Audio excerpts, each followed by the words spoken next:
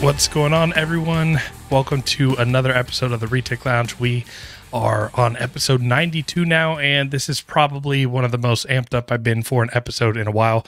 I'm a little, I got allergies, a little under the weather as well, but we're making it happen. And as you guys can tell, our other co-host, Nathan, is not here.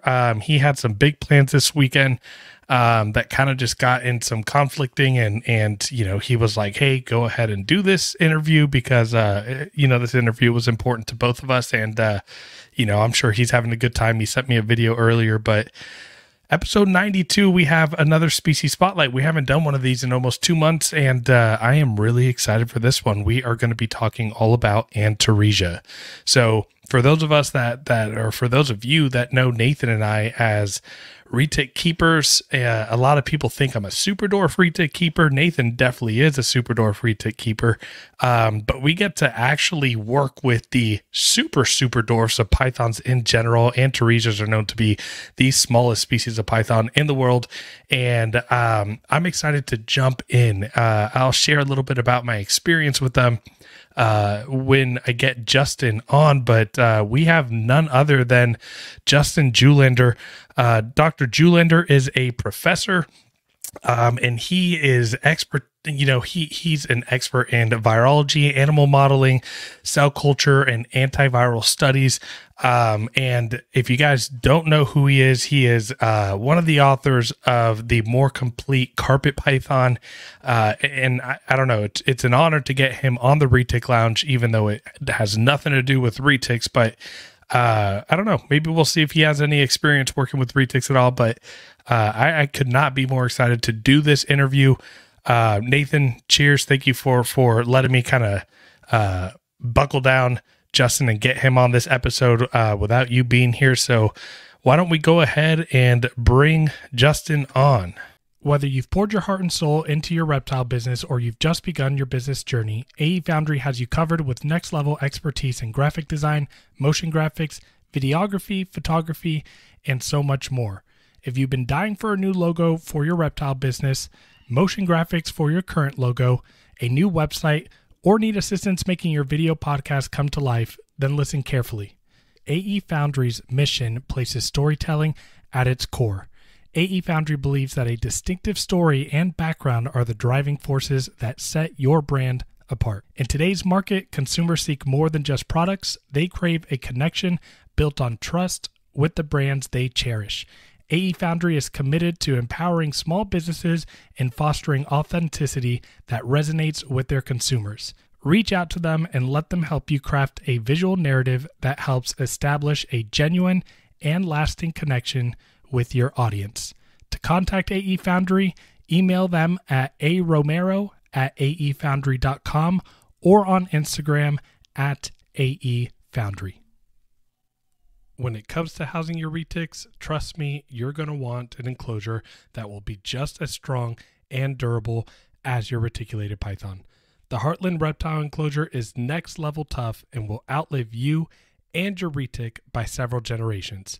Heartland Reptile enclosures are designed and manufactured out of powder-coated aluminum to provide the highest quality and longevity available in the reptile enclosure. What makes them even better is they are lighter than your PVC and plastic enclosures out there and are extremely tough. Stop playing around with plastic enclosures for your large constrictors and step up your enclosure game with the Heartland Reptile enclosure. To inquire about one of these enclosures, speak to Jordan himself at Heartland Reptiles on Instagram, Facebook, and on TikTok. Here on TRL, we preach about the importance of using hooks, feeding tongs, and other tools with your reticulated python all the time. Animal Equipment by Stoney not only has all the tools you need for any snake you keep, but they have the absolute best hooks on the market. What sets Animal Equipment by Stoney's hooks apart from the other guys is their polycarbonate hook ends that provide a warm feel that won't disturb or bother your retic, ensuring a positive interaction from the get-go. Since 2008, AE Stoney has been supplying zoos, herpetologists, and other animal professionals with their tools. It's time for you to step your hook game up and buy an AE Stoney hook. To learn more and purchase one of their amazing products, visit aestoney.com. Hey. What's going on, man? Not much. How you doing? I'm doing well. As I was saying before, thank you for taking the time. You know, it's not always the earliest times that we get to record these episodes, so I always appreciate when people are willing to kind of make those inconveniences happen to come on the show. So thank you. Yeah, no worries. It'll be fun to talk to you. Yeah. So, you know, I kind of introduced a little bit, maybe butchered some of your bio. I don't know how old or how new any of that is, but if you don't mind kind of just sharing a little bit about who you are and what you do in the herpetoculture and and the academic arena.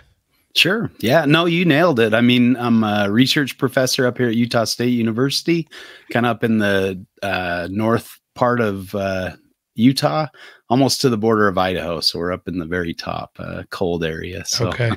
And yeah, that's I focus on antiviral studies and studying different virus groups, mainly the flaviviruses like yellow fever and some of the alpha viruses like chikungunya or some of the encephalitic viruses. So that's kind of my day job. And, I've published 80 or so papers and continue that kind of research. So, working at the university, I have access to the library and a lot of journals and things like that. So I guess as a kid, I was always slated to be a herpetologist. That's what I told everybody that, that's what I was going to be when I grew up. Me too. And yep. And then I met my wife in 97 or 96, into 96. And we kind of started talking about, getting married and things like that. And she's like, so what kind of jobs are there for herpetology? And I'm like, I don't know. I never thought about that. That's right. What I'm going to be, And so looking into that, I thought, well, and then, being out in the field and things like that, taking me away from the family, that would be a little rough. And so I'm like, yeah, maybe I'll keep herpetology or herpetoculture as a hobby and do another job in science. And so got into virology. The studies are all in the lab and very controlled and, take 21 days and, it's not too bad. So I figured I'd go with virology and then keep herpetology as a hobby and something that I can escape, right. to. So that's kind of how I've done it. Sometimes I wonder if I should have just gone for it, the amount of time I spend thinking about reptiles and in general, but here we are. Yeah, I can definitely, I grew up with that dream as well. And then the reality set in of the idea of like, there's not much out there that you could do without being gone most of the time. And then, then I went into like veterinary, right? Exotic vets. And then, I ended up just baseball took over my life and, got a scholarship. And then I took a psychology class and really fell in love with that and ended up in a field being a psychotherapist way outside of either of those ballparks, but still keep, snakes and reptiles. That's part of my life. No, that's cool. Yeah. All my friends in college and stuff, they were all going to medical school and I have a lot of friends that are doctors and things, but I really like the lifestyle of a professor, kind of nobody's breathing down your neck, making sure you're there. I can kind of come and go as I need to. And I get pretty good PTO, so I can go out herping and also the conferences take me to really cool places a lot of times, and I'll do a little incidental herping. I've been, all throughout the world thanks to my job. Next in 2 weeks, I go to Australia for a conference. And so Nice. we're tacking a little trip on the front end to go up to Cairns, up to the tropics, and then the conferences in Gold Coast, like Brisbane area. So Okay, cool. yeah, can't beat having work paid for a trip to Australia. No, so. that's a sweet deal. Yeah, I've always told myself when I'm done doing therapy, I was going to settle down and be a professor as well, because it seems like you can come and go and make your schedule and teach the, you know, it seems like at least at the university here in San Antonio, they're asking for, you know, graduate and undergrad level psych professors, and you know they're willing to, you know, you could be full-time, you could be part-time, you could teach 1, 2, or however many classes you want. I'm like, that sounds like a good gig, like towards the end of my career. Yeah, it's not bad. I mean, it's kind of nice to, I don't know, I guess I see it as, you know, doing good for humanity in some way, Right. You know, trying to find giving back, right? Exactly. Yeah. And kind of bringing up the next generation. I don't teach any classes, but I've had opportunities to have graduate students and undergraduate students do projects in my lab and things like that. So yeah, it works out. Nice. So, you know, I'm interested, you know, so, I don't know, you know, we can get into the idea of, you know, when did you, it seems like from an early age, you started, you know, enjoying reptiles and those kind of things. But, you know, I kind of want to talk a little specifics about like Australian species, since, you know, we're talking about Antaresia today, but, I guess, like, when did snake keeping for you kind of take it up a notch when you started keeping more and, you know, you started producing animals, and, you know, started working with Australian species? Yeah. So yeah, growing up, my dad took me on a lot of backpacking trips. And so I herp incidentally, you know, in the canyons and stuff in kind of southern Utah, out in the big 5, you know, national parks. And Awesome. Utah's a great place to live. I really enjoy living Nathan's here. from Utah. He would have we probably would have spent another 20 minutes talking about Utah. He says it's phenomenal, and I bet it is. Yeah, it's great. I mean, I really love it here. And I mean, I grew up here. I grew up in Hooper, about an hour and 15 south of where I am now, kind of closer to Ogden, or, you know, about maybe half hour north of Salt Lake. So, and, you know, just enjoyed it and was able to do all my schooling here in Utah. So I just kind of stuck around here and stayed in Utah, and I don't have any plans of leaving Utah. I just really love it here and enjoy everything. But I heard if you like reptiles, it's a good place to be. Yeah, there's some good herping to be done here. We try to keep that a secret though, so we don't have it, you know, being flooded like Arizona is. Right. But so, you know, growing up here and you know, I had really permissive parents that let me keep just about whatever I wanted, including a couple different rattlesnake species, and you know, just let me bring home lizards and snakes, just whatever. And so that was really nice to have supportive parents. And so so, you know, I live in Utah. I've got I'm married, 5 kids, so all the assumptions are correct. Yes, I served a mission for my church in Berlin, Germany. So was over there for a couple of years, and then back over here. When I got home, I found out that people, you know, didn't just keep them as pets, but they actually bred them. You know, I think that was around the advent of Reptiles magazine back in like the late 90s or early 2000s, around then. Exactly. And so I'm like, oh man, people keep different things and they sell them, and, you know, online. And well, there wasn't online until I got back, and in around 96, 97, you know, started getting onto some of the online forums and kingsnake.com and that kind of thing. Right. And I remember running across a picture, you know, I was always, you know, into going into libraries and looking at books and stuff like that. Anytime I had an opportunity to find some kind of information on reptiles, I would, you know, look in the books and try to read up as much as I could. And I remember seeing a picture of a Centralian carpet python, and it was sitting on like a red rock ledge, you know, overlooking some canyon in the desert in Australia. And I just, you know, that, I guess, similarity of the trips that I would go on with my dad, just made me think, man, if I could find a python in the desert like that, how cool would that be? So I got really interested in carpet pythons and just pythons in general, as well as all the other cool reptiles in Australia. I mean, the frilled lizards, you know, that kind of thing really caught my attention. And then, you know, getting into the monitor lizards, seeing a parenti, you know, take down a mulga snake on Nature, you know, on that program on, you know, the TV back in the day, just really piqued my interest for Australian reptiles. And it's just stuck with me. And all my favorite species are, you know, Australian for the most part. So, you know, it's interesting that you say that. I like Australia is #1 on my bucket. So my wife and I travel a bunch. You know, this summer we're actually gonna go to Italy and then go to Switzerland. Cool. But the thing is, we do the nice, pretty traveling, right? Yeah. We do the scenic, and you know, my wife is not even nearly into reptiles the way I am. She can appreciate them because of me, but she's definitely not a herper by any means. You know, I'd be lying if I said I was one. You know, it's something that I would absolutely love to do more, but you know, I keep telling her Australia, and she's like, that's something you got to go do with your buddies. She's like, we're not doing that. Because she has it. She's like, no, Australia is crazy. Her theory is that when, you know, whatever comet hit the earth and, you know, killed and wiped out the dinosaurs, it didn't touch Australia. And she thinks that like everything there is just, and to be honest, there's, you know, obviously there's no truth to, you know, the comet not doing anything to Australia, but if there's anywhere on this earth that is just as prehistoric as possible, it's Australia. Like it's crazy there.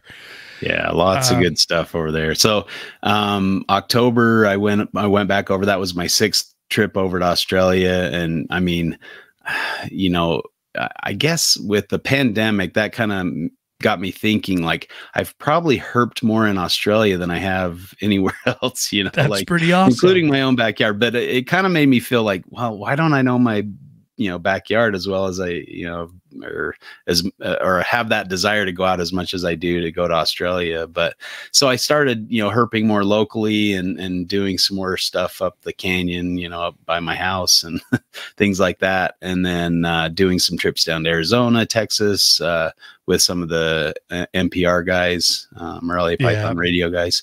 Rob started and invited me on some trips, and sweet. I guess I was serviceable. So, you know, finding reptiles, and so he invited me back. And so we're doing a couple trips this year as well. But yeah, it's been really nice to kind of get to know the US a little better too. Right. I want to get into some of your herping stories, but I figured I would start off with my most recent story that I found hilarious, and just ironic.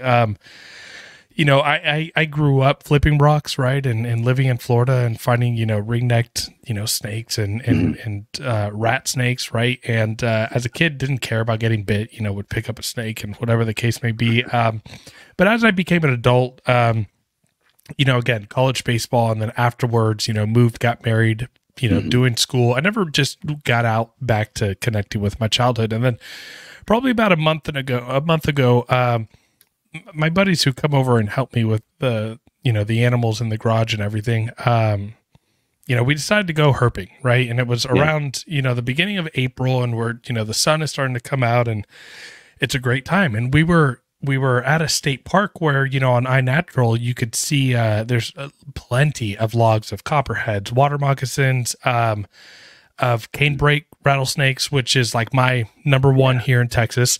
Cool. You know, and I've been lucky enough in other occasions to see a coral snake eating another snake. Nice. You know, I've seen many different lizards, but like this is all just like while I'm trail walking with my wife, nothing intentional. Yeah. So I go herping.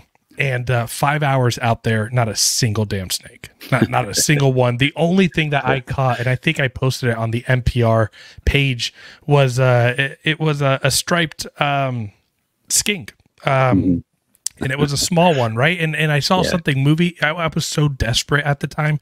I saw something moving, didn't even care what the hell it was. I literally just like put my hand down, grabbed it, and I was like, oh, thankfully it's a skink. But what was funny is the other night, granted, I live in Texas. I'm not a big like gun guy, right? Like I'm not from here. But but I do have a gun just for safety and security purposes. It stays in a lock. You know, I don't have like a secret door that has 1,000 guns like most people in Texas do. Yeah.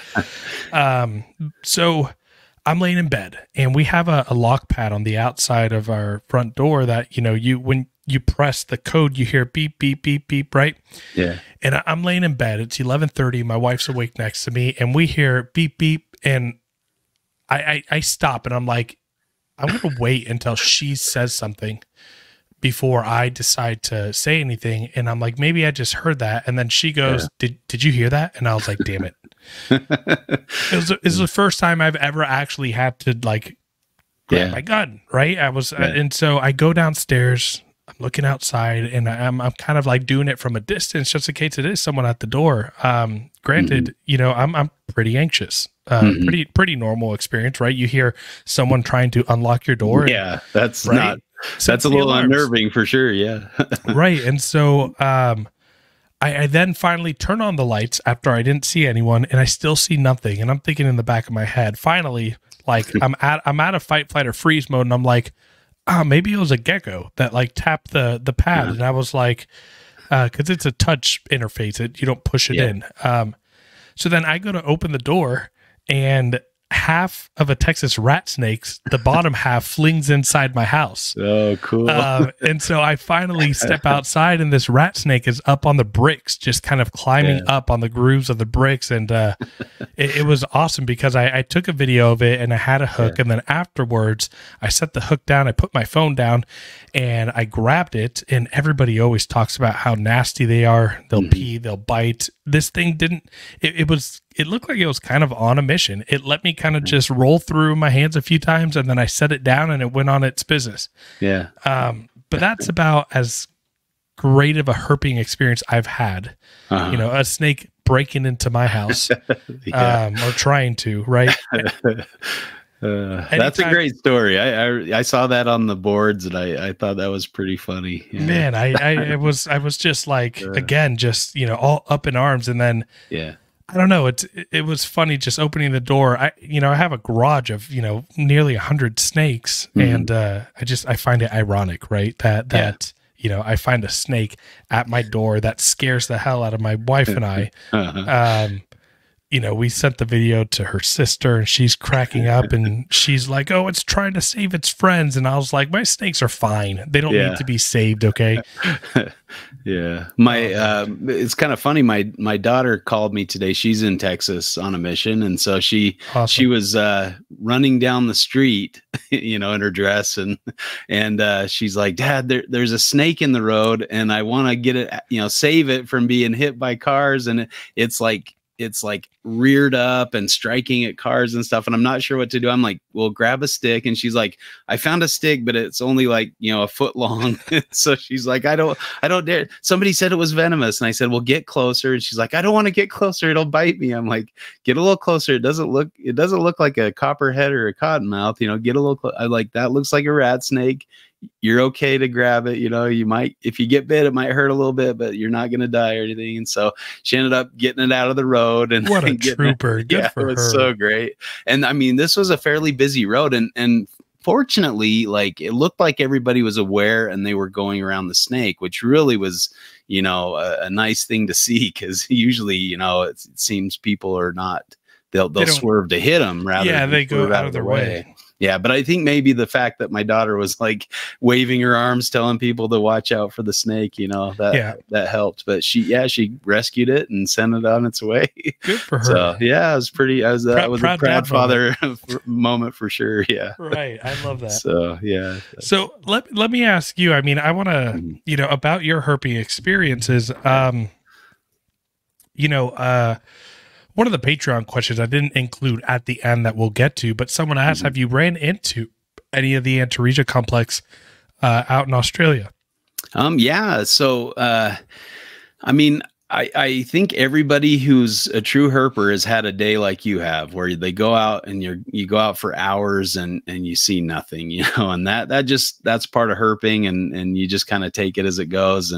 And I guess that kind of it helps build things up too, because Right. when you finally find what you're looking for, or find anything, like you said, you know, you find a skink and you get all excited and stuff. So, you know, I just wanted to put that out there, you know, don't give up and get out there again, and, you know, that kind of thing. We're going to go in a couple weeks now that Yeah. like, so we were still in like the cold to getting warm. Right. And it was overcast, but now that the heat is settling in, you know, and to be honest, we were walking a leaf field where we probably walked over like 15 copperheads, right? And just couldn't see it. So yeah, no, they're hard to see. No, I'm really excited to get out again. Yeah. But so I've seen, let's see, so my first trip over there was up in northern Queensland, so on the Cape York Peninsula. We went up actually to the Iron Range. So I had wanted to go to Australia, you know, ever since since I learned about it, and since I enjoyed all the reptiles, I wanted to get over there. And my wife, so back in 2010, she's like, you know, we're going to start, you know, the kids were still fairly young. She's like, I can handle them. They're going to start needing braces soon. We're going to have all these expenses. Why don't you go to Australia now and, you know, get it out of your system, and then, you know, go have a trip. So she let me go over there and spend, you know, money to get over. Now, fortunately, at the same time, there was a symposium going on, and they needed a speaker on carpet pythons. And it was right when I had finished up the first edition of the complete carpet python. And so, they asked me to come speak at the symposium, which included a trip up to the Iron Range to go look for green tree pythons. And so, I'm like, oh yeah, that works great. You know, so, that covered quite a bit of the cost of the trip up to the Iron Range, and it was fantastic. But one of the first snakes we found was a spotted python. So the Cape York spotteds they're a little different looking than the normal spotteds down further south in Queensland. They're a little lighter colored, maybe some reddish, you know, brown coloration and lighter spots. And those are some of my favorite natural expressions of them. Of the three, I would definitely say that. You know, that brighter red spotted python really catches my eye. Yeah, I really enjoy those. So, and I believe they were even classified as a subspecies, if I remember from that goofy paper, but we'll talk about that later. But so that was the first species of Antaresia I found. And that kind of, one of the first pythons I got was children's pythons that I kept in captivity, right? Because, my wife, she was not a snake person when we met. And, you know, I had a few snakes growing up and had them, you know, in my room and stuff. And so she's like, yeah, I don't think I want you to bring those. And so my parents were nice enough to let me keep them there until I found new homes for them. And so, and I think I only had just a couple, because two of them were rattlesnakes, and then I found out it was illegal to keep rattlesnakes, so I gave those away. And I had a boa constrictor, and I'm not really into boas as much, so I was kind of like, yeah, I'm not going to miss that one too much, I guess. But right, I mean, they're beautiful, but I'm kind of I'm in that same boat as well. Like I love looking at them. I've kept them in the past, and I don't know if I'll ever get back into them. Yeah, they're beautiful. I appreciate them, but I just didn't enjoy keeping the boas as much as I have the pythons. So I needed something that would convince my wife that snakes weren't scary and that kind of thing. And so I first started out with milk snakes, because they're beautiful and they're tiny. You know, I got them as little hatchlings, and they all were different really colors of the rainbow, beautiful snakes. Yeah, and that, you know, that worked. She let me get some snakes and keep them in our. We had a trailer home at the time when we first got married, and then I worked her into the children's python, because they were you know, a small species of python that only got 3 feet. I'm like, who can be afraid of a 3-foot snake, you know? Right. And she grew to appreciate them, and you know, she doesn't necessarily love them, but she'll help me if I'm out of town, go out in the reptile room and, you know, feed the lizards or give some water to the snakes or things like that. So she's been really supportive, and just, I couldn't have asked for a better wife than her. So I've been really lucky to have her. But so, you know, I gained that interest in the children's python group, the Antaresia genus. And so, yeah, of course, I was really excited to see one in Australia on my first trip over. And I think we saw 2 of them on that trip. And then we headed out to Alice Springs, and Stimson's pythons are one of the most commonly seen snakes in Central Australia. We saw none. So I was kind of bummed out about that. Yeah, I still haven't seen, you know, an Eastern Stim or a Central Australian Stimson's python. And then on a trip in I was invited actually to give another talk in 2013. What was the talk on this time? This was also, I'm pretty sure it was carpet pythons as well, but for a different group. So the Scales and Tails Festival over in Australia, it was put on by the Kulagowskis. They did the Scales and Tails magazine. We're gonna tail around back to this and let you finish up on the herping stuff. But I got a question about these talks that you're doing over there. So go for it. Oh, on the herping. Okay. Yeah. Okay. So, so I was excited, you know, to have, you know, be going back over to give a talk, and they were paying for my flight and stuff. So that was, you know, a nice bonus. Really great people. I love the Kulagowskis. They're just all around great people. And so, but I was going to tack on a trip to Western Australia because I really wanted to go over and see Western Australia and get over there. And so I was going to go over there on my own and just herp for a week, and then head over to the East Coast and do the festival. And my wife was worried about me that I wasn't, you know, I was, you know, going to be out there by myself, and that wasn't safe. And so she's like, I'll go with you so I can keep you safe. And I'm like, all right, you know, if you want to go. So you see her like kicking an amethystine, like a scrub python just right there.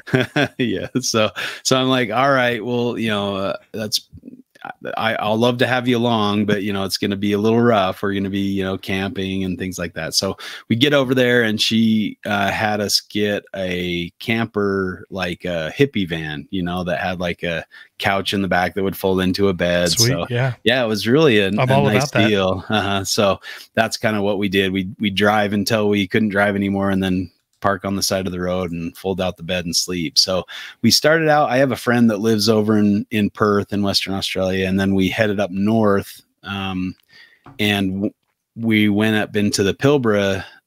Actually, we met a friend in the wheat belt, and we were going to go looking for wheat belt Stimson's pythons. And so we meet up with this guy, and she's like, how do you know him? I'm like, well, I met him online. You know, I've communicated with a few messages and things. And she's like, so you don't know if he's safe, you know? And then he gets out of his car, and he gets in the back of in the trunk, and he pulls out a crowbar. And my wife's like, why does he need a crowbar? Is he gonna hurt us? Like, I'm like, honey, I'm sure it's fine. Like, he's a really nice guy, you know? And so it was of course to, you know, help lift up rocks to look underneath them, the Stimson's pythons. And so we went for probably a good 4 or 5 hours without seeing much other than, you know, some cool lizards and things. And then it was starting to get dark. So we're like, yeah, let's head back to the car, kind of put our tails between our legs into feet, you know, and head back. And then he's like, well, let's look at this rock. And he lifted it up, you know, and there was a Stimson's under there. Nice, so we got to see one, take some pictures, and then release it back into, you know, under the rock that we got it from. So we got to see one, and that was great, you know. What's their behavior like in the wild? Are they inclined to bite much, or? So the spotted python, if I remember, it was not very defensive at all. It was just kind of like, somebody grabbed me, you know. He wasn't trying to bite or strike or anything. The frustrating thing was trying to pose him for a picture. And like, I think all the pictures I got of this thing were kind of blurry.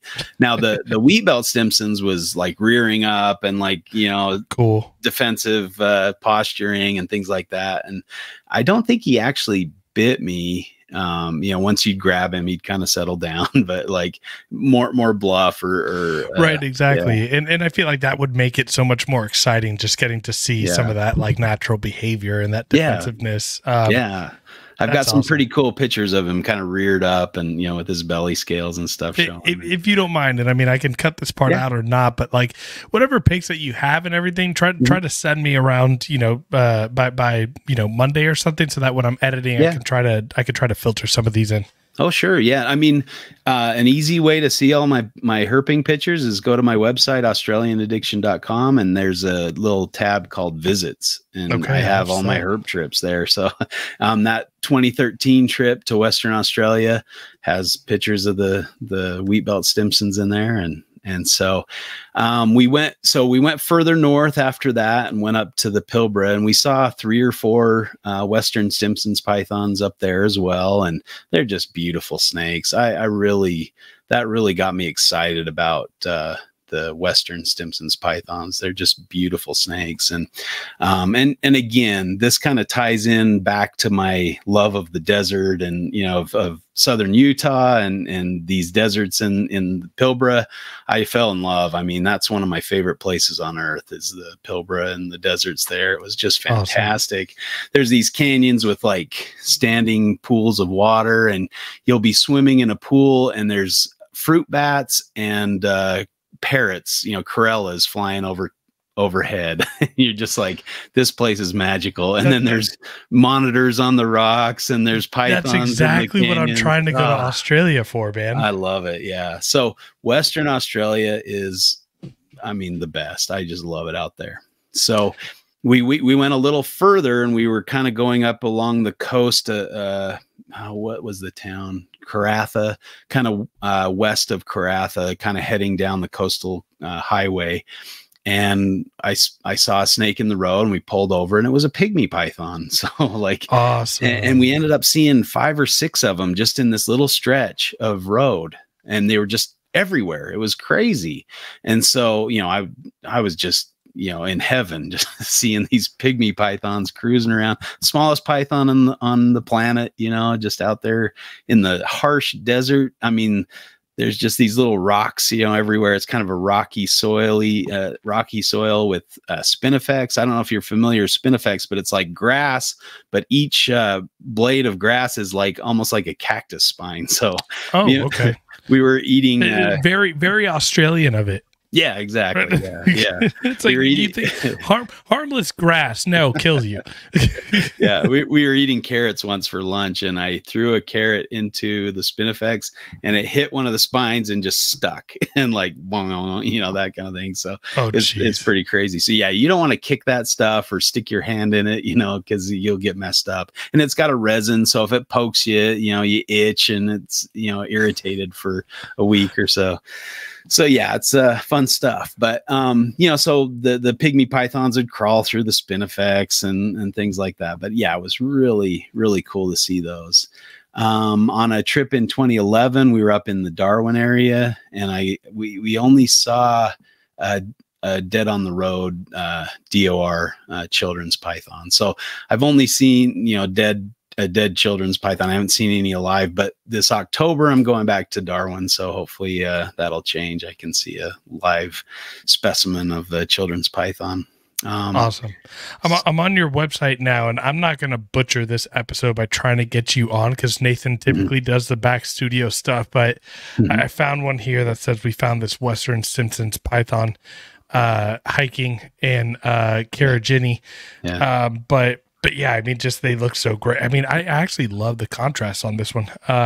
Like almost, you know, what's crazy is, you know, I'm looking at it kind of far away from me right now, but it kind of just the colors look like a striped out carpet. It's yellow and black. Yeah. They're beautiful snakes. Like driving over, like we were driving on this dirt road late at night, me and my wife in Western Australia, and we drove over this kind of straddled this snake. And I'm like, that looked green. Like, what is going on? But it was a, you know, a Western stem, kind of red and white, you know, but it looked green somehow driving over top of it. It was really strange. But yeah, they're and there is kind of a diversity in patterns and colors and things like that.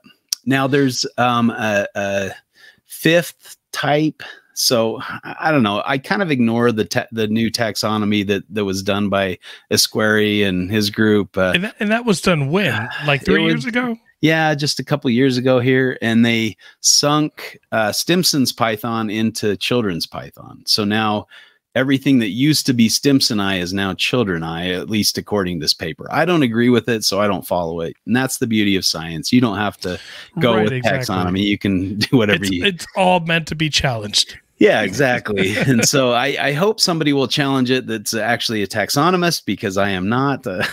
I know a little bit enough maybe to be dangerous, but I'm definitely not. I'm curious what the I'm curious what the consensus was that led to that. If it was more phenotypic or physical, or were they doing DNA and molecular testing? What were they doing? Yeah, it was more molecular work, and that's kind of. But hold on, you don't want to know what you can get into that, but you know how we just came up with a third species of anaconda. Yeah. And that was there was someone who argued that paper. Yeah. Really heavily, and again, so just because something is done DNA or molecular does not necessarily draw a line in the sand. Yeah, and I was speaking with another taxonomist that doesn't do reptile taxonomy, but he was saying that I don't know if he'd want me to say his name, so maybe I'll keep that. But he was saying that if this was the species that he studies, then it would be multiple species. There wouldn't be just and so it was kind of an interesting thing that he said that it looks like they used a pretty outdated mode of separating, species and things. Their rationale was that there was potentially some overlap between children's and Stimson's. So that meant that they had to be the same species. And I just thought that was really strange. Yeah. We should call Timors and Retics the same too, because there's some overlap, right? Right. Yeah. They're both Malayo python, so they're the same. Exactly. Yeah. And I mean, obviously they didn't do that with pygmies and right. Children's, but Stimson. So I don't know. There looks to be pretty clear divisions between Westerns and now I will say that some of the Stimson's pythons in Eastern Australia should probably fall under childreni. Like there really is a hard that was probably a good case to be made that some of those ones in Eastern Australia should be under childreni, but the ones in Central Australia and the ones in Western Australia, they looked distinct enough, at least my limited understanding of taxonomy, looking at the molecular work, but also having seen them in the wild.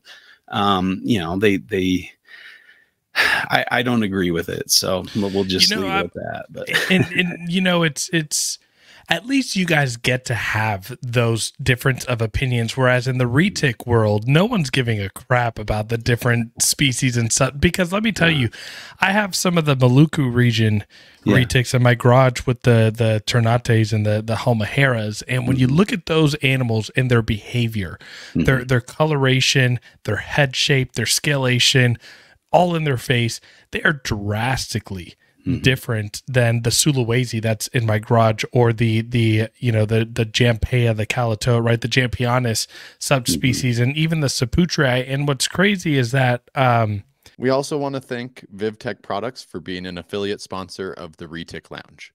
Stop by VivTech Products for the best UV spectrum lighting on the market that will enhance and improve your snake's overall well-being and health. Visit vivtechproducts.com and use the code ReticLounge23 today for 15% off. Again, visit vivtechproducts.com and use our affiliate code ReticLounge23 today for 15% off. Looking for the perfect accessories for your hatchlings or juvenile retics? Look no further than Heli Guy Serpents. Our sponsor, Chris Sexton, is coming in hot with an amazing 3D printer, creating top-notch perches and other caging accessories for your beloved pets. Enrich your retics environment with their high-quality products. Use our promo code TRL10 for a 10% discount on your purchase. Visit them today at heliguyserpents.com and start giving your pets the best. Heli Guy Serpents, the premier source for 3D printed caging accessories. Again, that's www.heliguyserpents.com, and use our promo code TRL10 for 10% off all of your 3D printed accessories today. You then go into, like, you look at Ternate and you look at Halmahera, and it's a volcano, and the rocks are black. And you know, I have a great buddy of mine who we've connected through interests of locality retics, and he's a pilot, and he sends me a picture as he's flying a plane, and he's like, "Hey, Halmahera has a volcano erupting." Oh, wow. And literally is showing me just the smoke blowing out of Halmahera and the volcano. So you talk about like volcanic activity, black rocks, completely different structure, and they look completely different, but yet nobody is going out there and studying and actually classifying them any differently. So that's the beautiful part about Australia, right? Is that you guys, even if some of it is a little financially motivated and a little skewed because of academia and all that good stuff that comes along with it, at least there are people that are appreciating it, because in Indonesia, no one gives a crap about these animals. I mean, it is nice to see some work being done. And now the thing that kind of bothered me too is there's this fifth putative Antaresia type, right? We called it in our book, The Complete Children's Python, we called it the pygmy banded python. Okay. In Australia, they called it pygmy Simpsons. I thought you were going to say we called it the middle child. Yeah. Well, at first we thought it might be smaller than a pygmy python. Like, they're very small. They overlap with spotted pythons there in Queensland. And I actually, after, kind of writing the book and finding out about this, I took a trip over there with my 3 oldest kids to Queensland. And so I made a little diversion of the trip out to this area where you can find them. We actually found 2 in one night. So that was pretty exciting. We hiked one up, which was, it's always better hiking them up than road cruising. And then the second one we found on the road, but and it kind of had a funny story. It almost wasn't very funny, but I saw it in the road. So I jump out of the car. I'm getting it off the road and taking pictures and stuff. And my middle daughter, the one that saved the rat snake from the road, she got out and was looking at it with me. But my 2 oldest were in the car, kind of half asleep because it was dark and they were tired.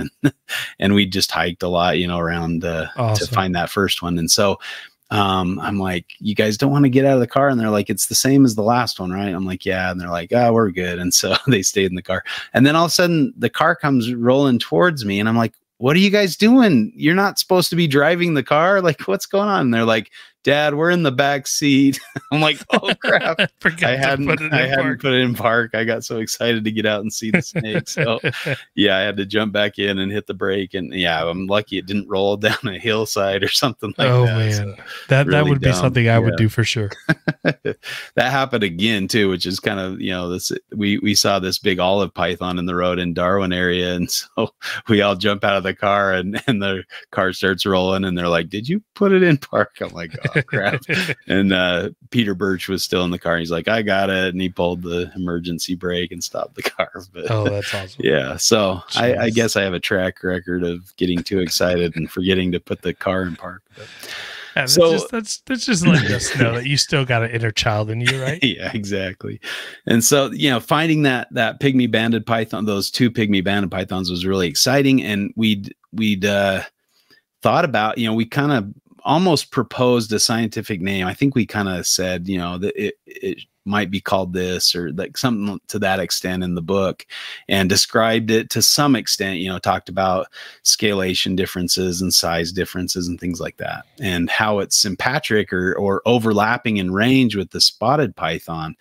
And it is not a Stimson's python. It's completely different. Like, the snout length is different. I mean, similar to what you're saying about the reticulated pythons. It's very obvious if you've had them in your hands and looked at, and what a Stimson's python and what a pygmy banded python looks like. They look nothing alike, and they're not the same, And so, and I know that the Esquire group was given some of these specimens and asked to include those in their genetic analysis to see if there's something different, and they completely ignored it. So they didn't even cover that one.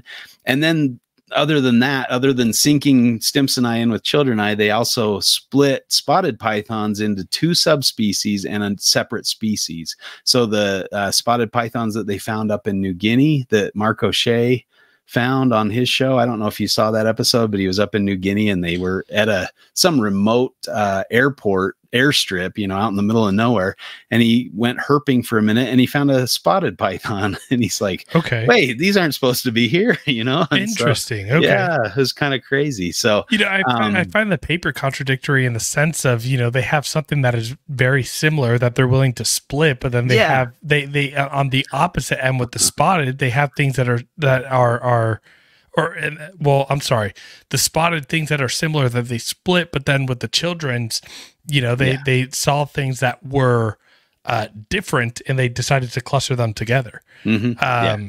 That's kind of my thing too. But seems like everybody, or for the most part, people in Australia are using, if they take a picture of a Stimson's python, they call it a children's python these days. And so people are accepting this paper, and that's kind of usually how taxonomy works. If people follow it, then it kind of becomes ingrained, and then it's hard to change. And so I'm trying to have a little, form a little resistance here and make people think about it a little more before they just accept it because it's published. You don't have to accept a paper just because it's published. Yeah. And I can appreciate that. I'm a skeptic in nature. My wife hates that about me, but I'm a skeptic in nature, and I want as much. I want you to give me information, and then I'm going to go seek my own information, and then I'm going to draw my conclusions. That's the way that my brain typically works. Right.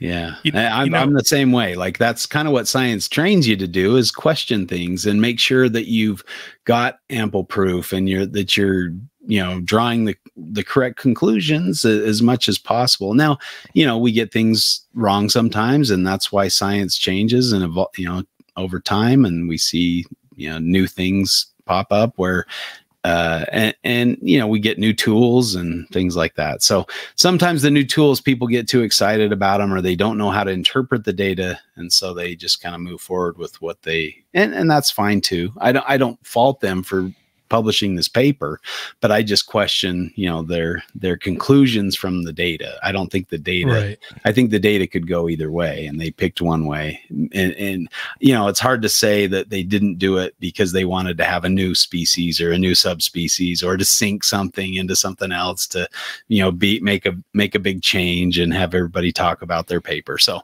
who knows? And they're also working on the carpet python, I've heard, the carpet python group. And so we'll see what they do to that. Yeah.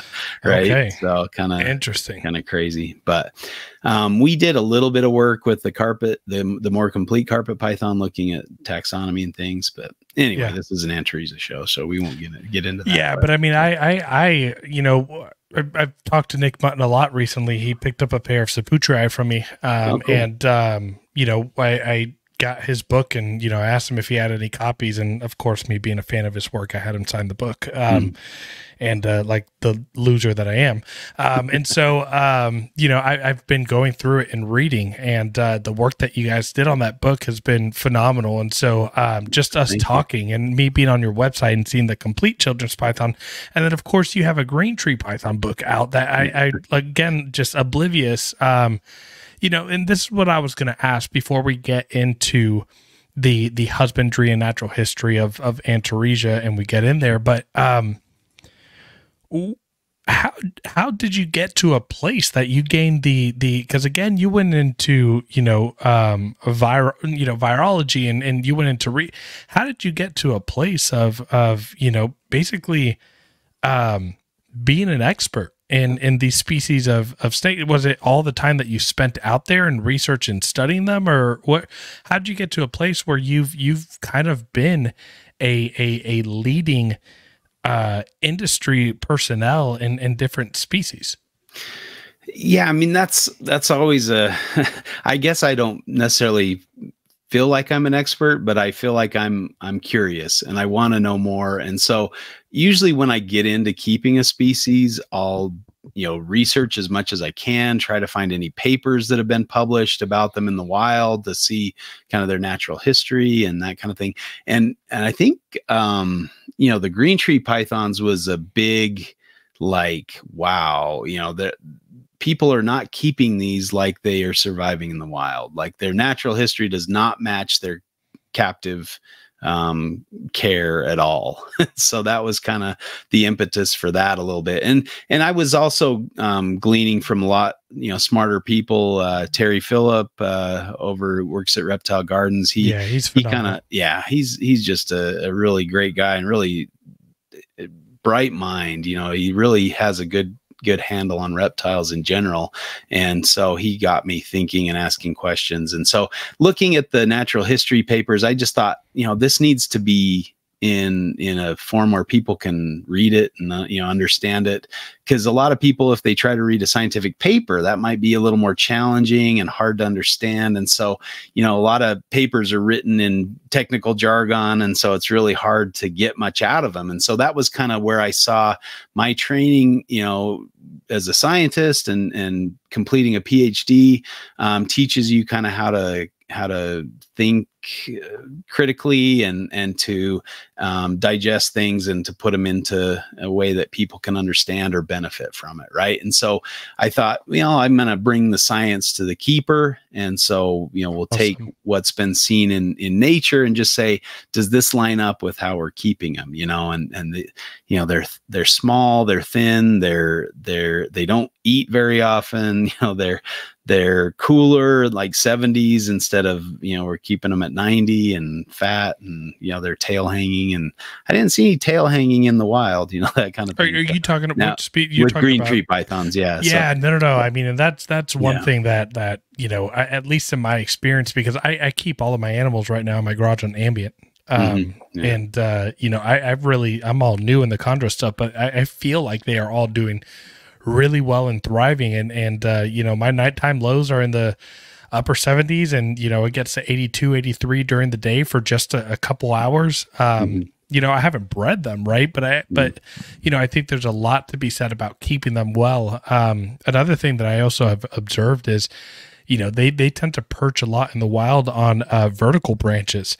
And we're keeping everything horizontal perfect for them. And one thing that we're about to drop. So actually the Friday that this episode drops, we're also dropping, as part of the Reptile Lounge Network, me and Chuck with Chill Chondros are dropping the intro episode of the Chondro Lounge.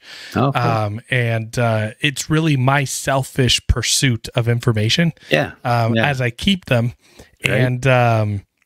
And one thing that I noticed is, people that have been doing this for a while, the sterile keeping and the very basic keeping. And, I look at people like Steven and Ashley with Focus Cube and how they're putting them in spectacular, live enclosures with plants. And, that's something that, we've been keeping chondro since the 70s. And no one has really done that well. And, where the rest of the community in so many different areas are succeeding and being able to keep them in a more, natural. I like to use the word naturalistic. I don't really like the bioactive or whatever. Right. Yeah. And so, I have so many, just like, again, my mind is very open. Whereas like a lot of people will tell me like, no, you need to keep that snake in a 6-quart tub. And I'm like, hold up.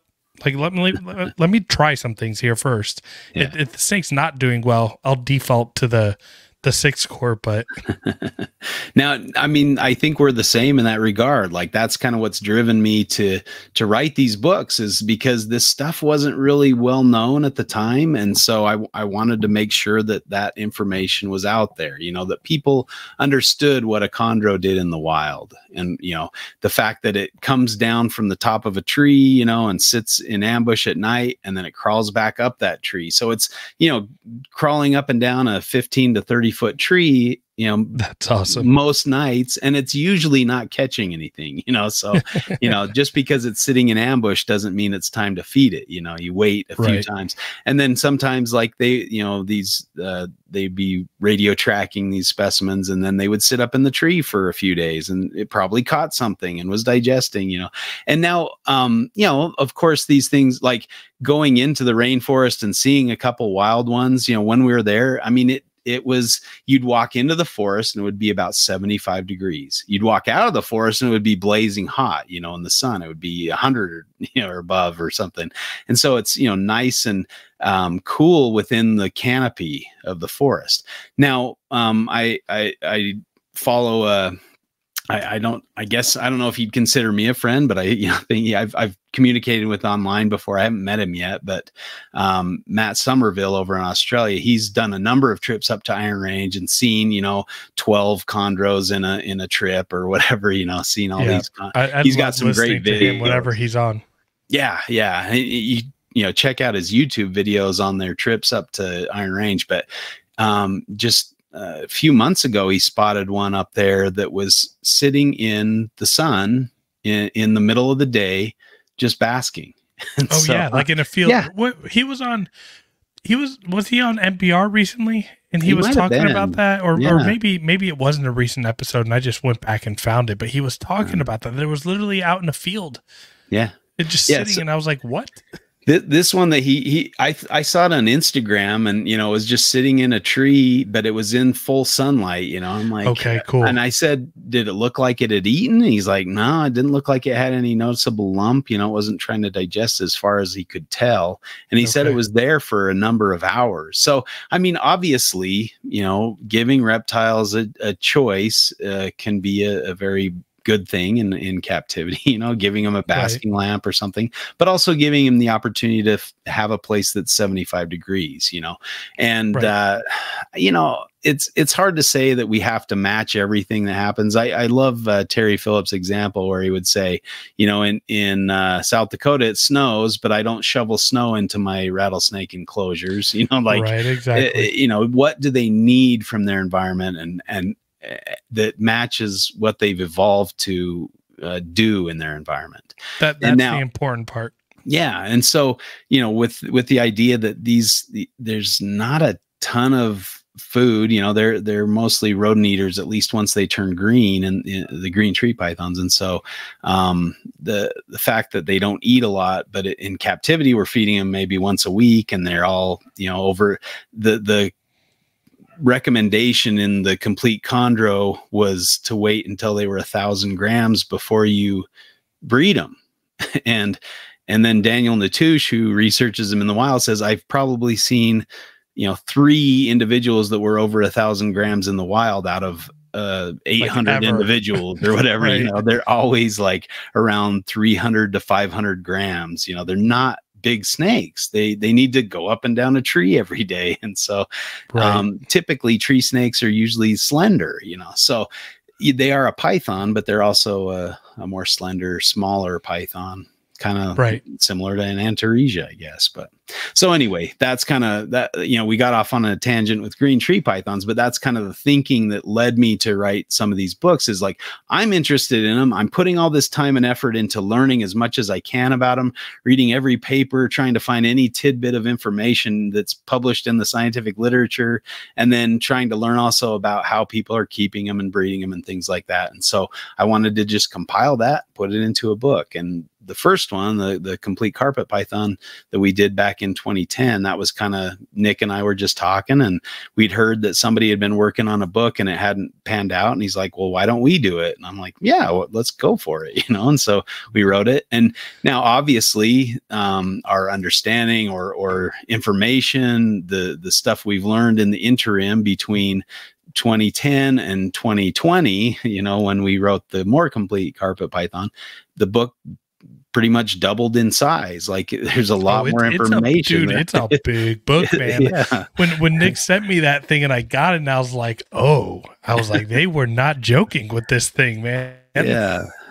And so, I've started from front, and I'm just working my way through. Like, as much as I want to jump into everything, I'm enjoying the slow pace, reading page by page. It's been great. Yeah.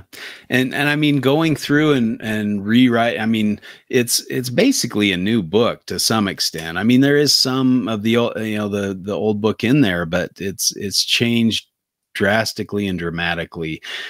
Now, keeping them is probably the same, but what we've learned and what we've seen from some genetic work, or what we've learned about what they do in the wild or their natural diet or whatever, those kind of things, new papers were published in the last 10 years. And so we tried to incorporate as much as we could into, the new version. So, you never stop growing and learning, and it seems like the more you learn, the more you understand that you don't know a lot. You think right. like, oh, now I know everything. No, the more you learn, you have more questions, and it leads you to more like, wait, we don't know what they do there, here or there, or what they're doing in this phase of life or whatever. And so, I think I hesitate to call myself an expert, because I feel like I just don't know a lot, and there's a lot more to be known. So, I just keep trying to learn that. So no, and I mean, I can appreciate that statement. I think the people that end up being brilliant in their respective fields are the ones that are never satisfied with the information that they have. And it's an issue that we run across in the retic community, right? Because you see a lot of people that have been doing this for a while and they just don't change.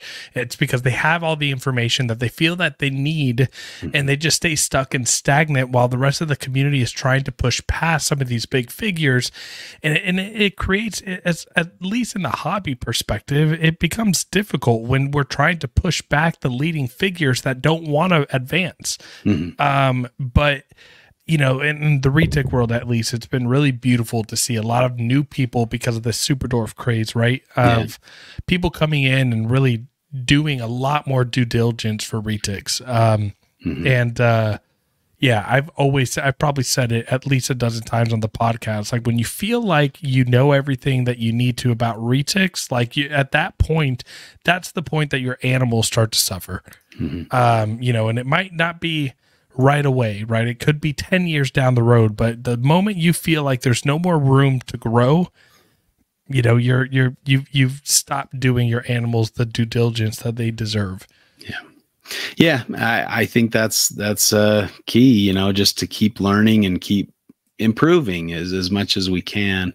Now, I do think that there's probably a point where you can get to where you can breed these animals pretty easily in captivity. And, especially with Antaresia, they are not difficult to keep and breed, especially once you get them feeding on rodents.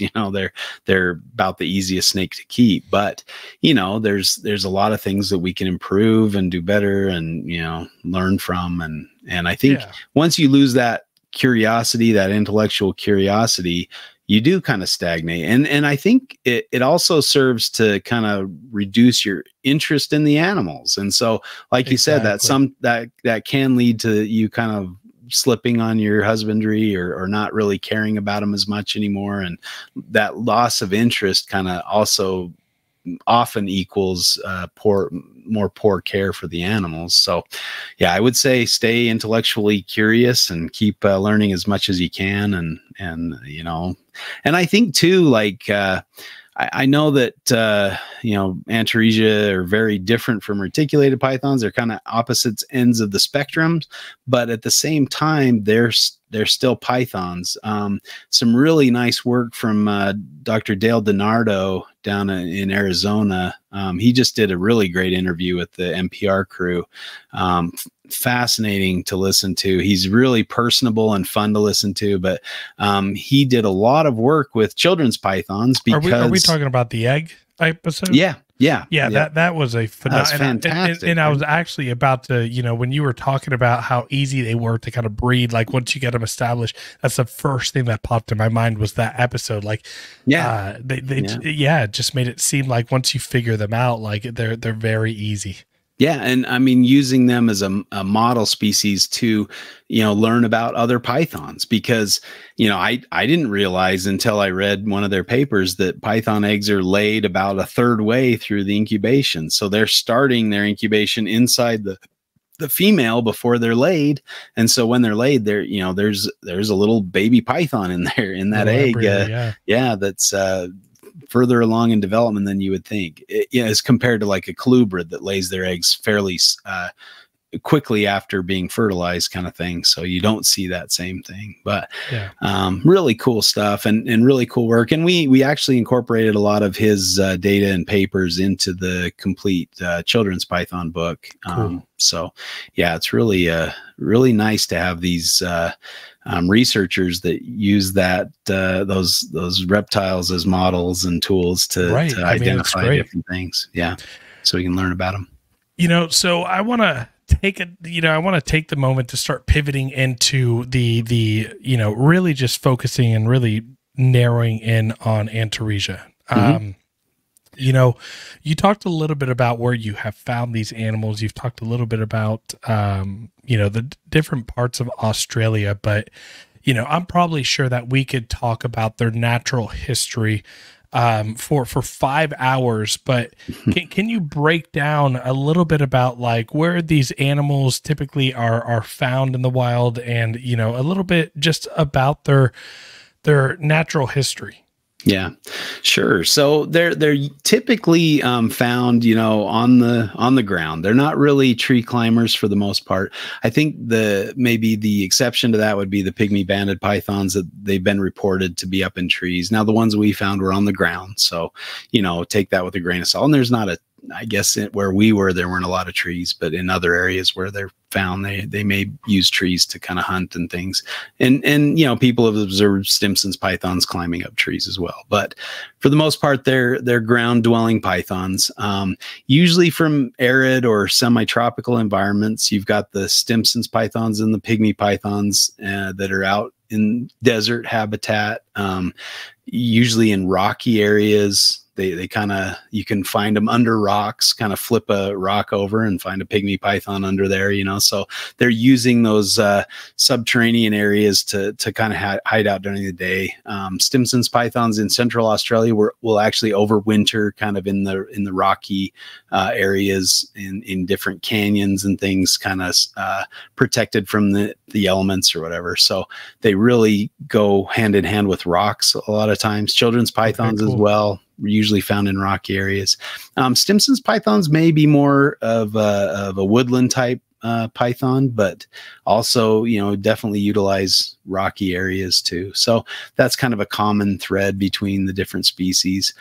Again, you know, they're the more desert climate animals. The Stimsons and the pygmies can have pretty fluctuating temperatures. You know, it can be really hot during the day and cool down really, you know, by, you know, 30 degrees difference between day and night temperatures. Sounds like Texas. Yeah, exactly. Anybody that's been out in the desert, you know, sometimes, although in West Texas, it didn't get below 100 degrees until midnight, you know, in June. Yeah, man. It was rough. You know, but, I'm in San Antonio by, you know, we're by the water, but man, I mean, I'll say that during the spring and summer times, you know, it'll be 110 degrees and by 9 p.m., you know, it's still like 91, but you know, then the next day you'll wake up and it's 71 degrees with as soon as it gets to the peak, it's 108, and you're like, why is there almost a 40-degree difference in a day? Like, what do you wear? Yeah, right. It's pretty crazy. Yeah. And, you know, I think most deserts are like that, where they cool off substantially, especially in Australia. You know, the deserts cool off during the night and heat up pretty hot during the day. So they've got to be able to kind of take that temperature swing. So that kind of makes them fairly robust in captivity.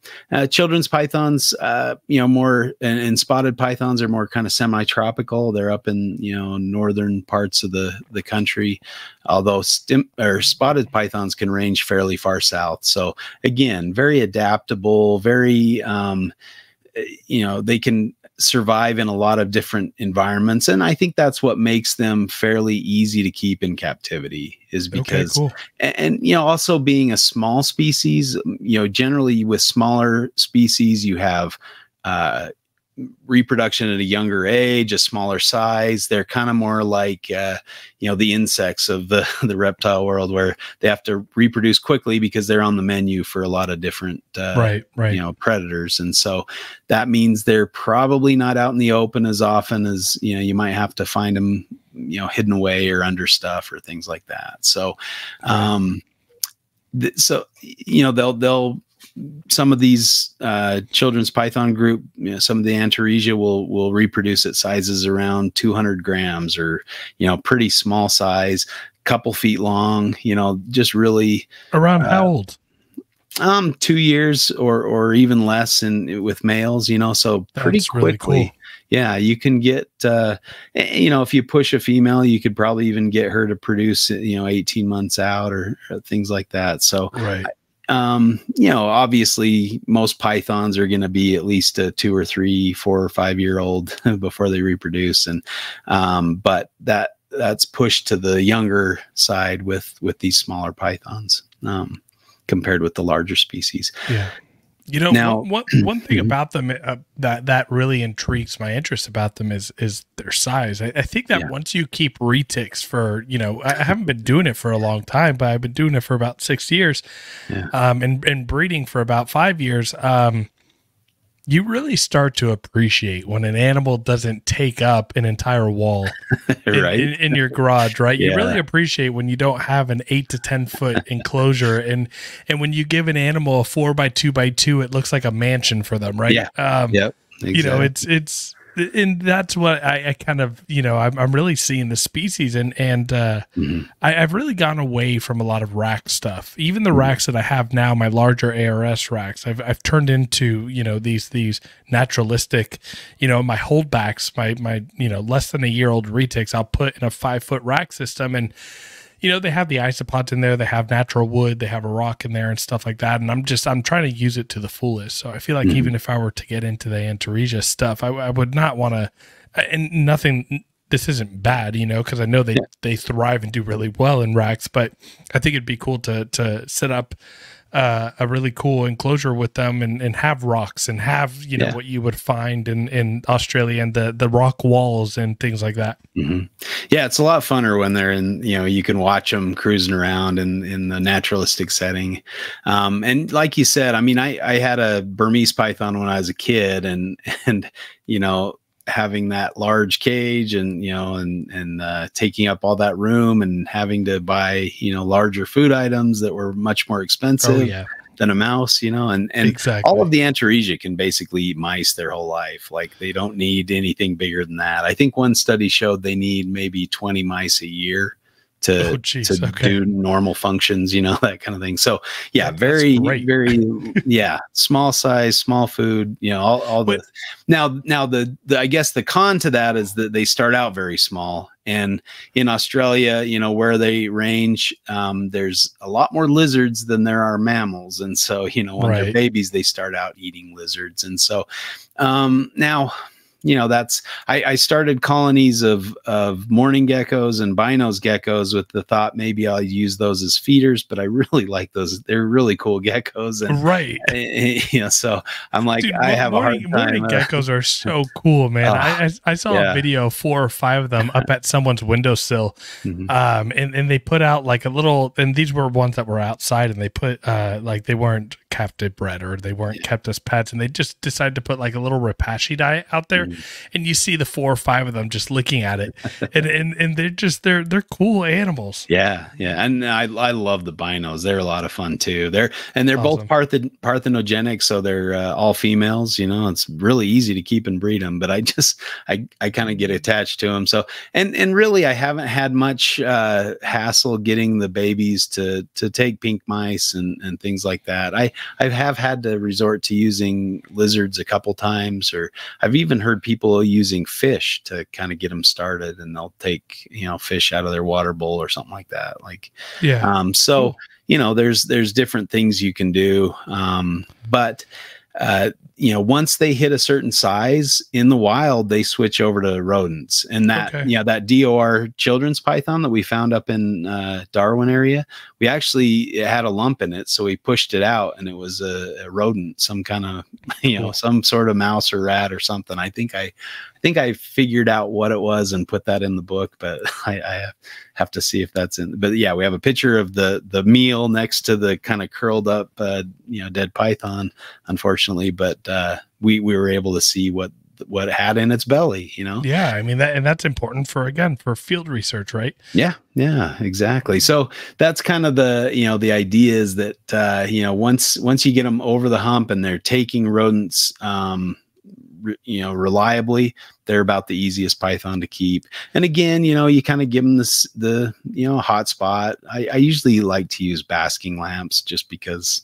you know, if it's working or not, you know, you can adjust the wattage to change the temperature to what you need it, or switch it off, you know, in the middle of the day when it's hot in the room or whatever. So I've never really liked radiant heat panels when I was keeping on a gradient. Now that I'm doing ambient, I really don't mess with them as much. But after talking to Ryan Young in detail, and how he utilizes light bulbs for gravid females, because he also keeps ambient, I've been so much more open to the idea of you know, I think if I were to ever go back to a gradient, or if I were to start providing supplemental heat during you know, gestation and follicular development and all that good stuff for animals, I think I'm gonna go the light bulb route, because again, like if they're basking in it all the time, you know that it's too cold and you just put a different wattage bulb in, or you adjust the thermostat if you're doing it in that manner, or you know, if they are never under it, you know that it's a little too warm, right? And so I think it's a really I don't know. I mean, sometimes technology is a great thing, right? But I think at some point for a lot of things, like you can go back to the simple way, and it's you know, that the good old acronym KISS, right? Keep it simple, stupid. Yep. is a great, you know, I'd love to, every single one of my baseball coaches just always referred back to that. It's like instilled in my brain. Anytime in my reptile husbandry where I think I'm trying to go too overboard, it's like I got to remind myself, let's keep it simple. Yep. Yeah. Question for you on size, right? So let's use your subspecies classification, right? Like let's not go to this new 5 species paper, but to my knowledge, at least the common pet names or trade names, we have children's, we have pygmies, which are also anthills, and then we have spotted, correct? Yeah, so pygmies, Stimsons, spotteds, children's. Stimsons, that's what I forgot. Okay. And then, I mean, that's what they've sunk into children eye. So, and then the 5th would be the pygmy banded pythons, and they're being produced in Europe, and I think there's a few being produced over here as well. So wait, so if they're in Europe, that means we can get them? Yeah. So I'm really hoping that's probably next on my list of you know, well, there you go, what I really want to get. But yeah, cool. they're cool. So those are the 5 kind of types or whatever that you can work with. Yeah. Can you break them down into size for me, from largest to smallest? Yeah, so the spotted pythons are the largest, and they, you know, get maybe close to 4 foot. 4 foot. That's probably the maximum size you're going to see out of a spotted python. They are very food oriented. Those and children's pythons are probably the most excited about food and undeterred. If they think they can eat it, they'll go for it, you know. So yeah, they're more likely to, you're more likely to get a feed response bite from those 2 species. Stimson's pythons and children's pythons get around the 3 to 3.5 foot range. And then the pygmy pythons and the pygmy pythons are the smallest python in the world. They only get about 2 foot. That's insane. Not much more than 2 foot. That's like insane. They are a small python. I just got eggs from a female, and she's probably maybe just under 2 foot, and maybe 200-300 grams. You know, that's insane. Very small snakes. Yeah, they're probably smaller than some of your hatchling retic. Are you holding back that clutch? Well, I mean, I've got a group of, let's see, 2.3 breeders. I have an older pair as well, but so I've got 3.4, but 2.3 are probably the ones I'll move forward with. I don't think I'm going to breed that older pair anymore. They're just, you know, they're going on 20 years old. You know, they're pretty old. I'm already asking the whole, are you holding any back? Are you making them I don't know if you've ever watched our show, but every time we do a species spotlight, I'm always like, so what's available, right? Like, I mean, it was literally the night that I had Riley on to talk about carpets. I hit him up and I bought a pop one. Yeah. You know, so this is always dangerous territory for me. And before Nathan would keep me accountable, but now Nathan is cheering me on getting more species. And I'm like, dude, come on, man. I mean, the variety is nice, but yeah, it's, but yeah, I will probably be selling some of them. So I've got a list of some people that are interested, you know, that have approached me before, but we all know how lists work. A lot of times you go to find out if they're still interested and they're no longer around. But usually I don't have too much of a problem selling once I post ads. The problem I have is actually getting the ads up. So right. No, that's literally me too. Yeah. So that's kind of my hope challenge. Social media. I hope the post is what does it for me, because once it comes down to putting them up, I can push that off for a while. Yeah, exactly. So that's kind of I'm glad I have a list of people so I can just kind of go through the list and see if people are still interested or whatnot. But that's kind of what where I'm at now. I've also, you know, I've had very good success with the Western Stimson's pythons. Those are probably one of my favorites too. I just love they're kind of the Rolls Royce of the Antaresia. They have the prettiest, at least in my opinion, the prettiest patterns, colors, you know, and I just really was excited to be able to work with those. I was able to get a pair or two back in 2012, 2013 and started producing them back then. So I've produced hundreds of those things and hopefully have established those, and there's hopefully enough out there. And you know, a couple other people like Ryan have, he got one of my original females and he had a male from a different source. So, cool. You know, and I think some have been brought in from Europe as well. So, but yeah, I think, you know, the majority probably originated from my production. I've just been really successful with those. They've done really well for me here. And I've kind of struggled a little bit. I used to produce quite a few of the Cape York Stimsons, but I haven't had much luck with those in recent years. So, you know, I don't know if it was the move to. Do they typically need a little cooler? Nah, I don't know, because they're more tropical. The Cape York Stimsons are up in the tropics, so they would need it a little more consistent and warm. Whereas the Western Stims are like a lot, you know, they're in that desert area where it's getting cold at night and hot in the day, so they can handle quite a bit of a lot of different things. But yeah, for whatever reason, I've produced the heck out of those Western Stimson's pythons. They've done really well for me. And awesome. The first few years, it was really tricky getting the babies started. But as I've held back and, you know, produced successive generations, they've been much easier getting them onto rodents than the original ones that I had. So that's been nice to have a little bit of easier time.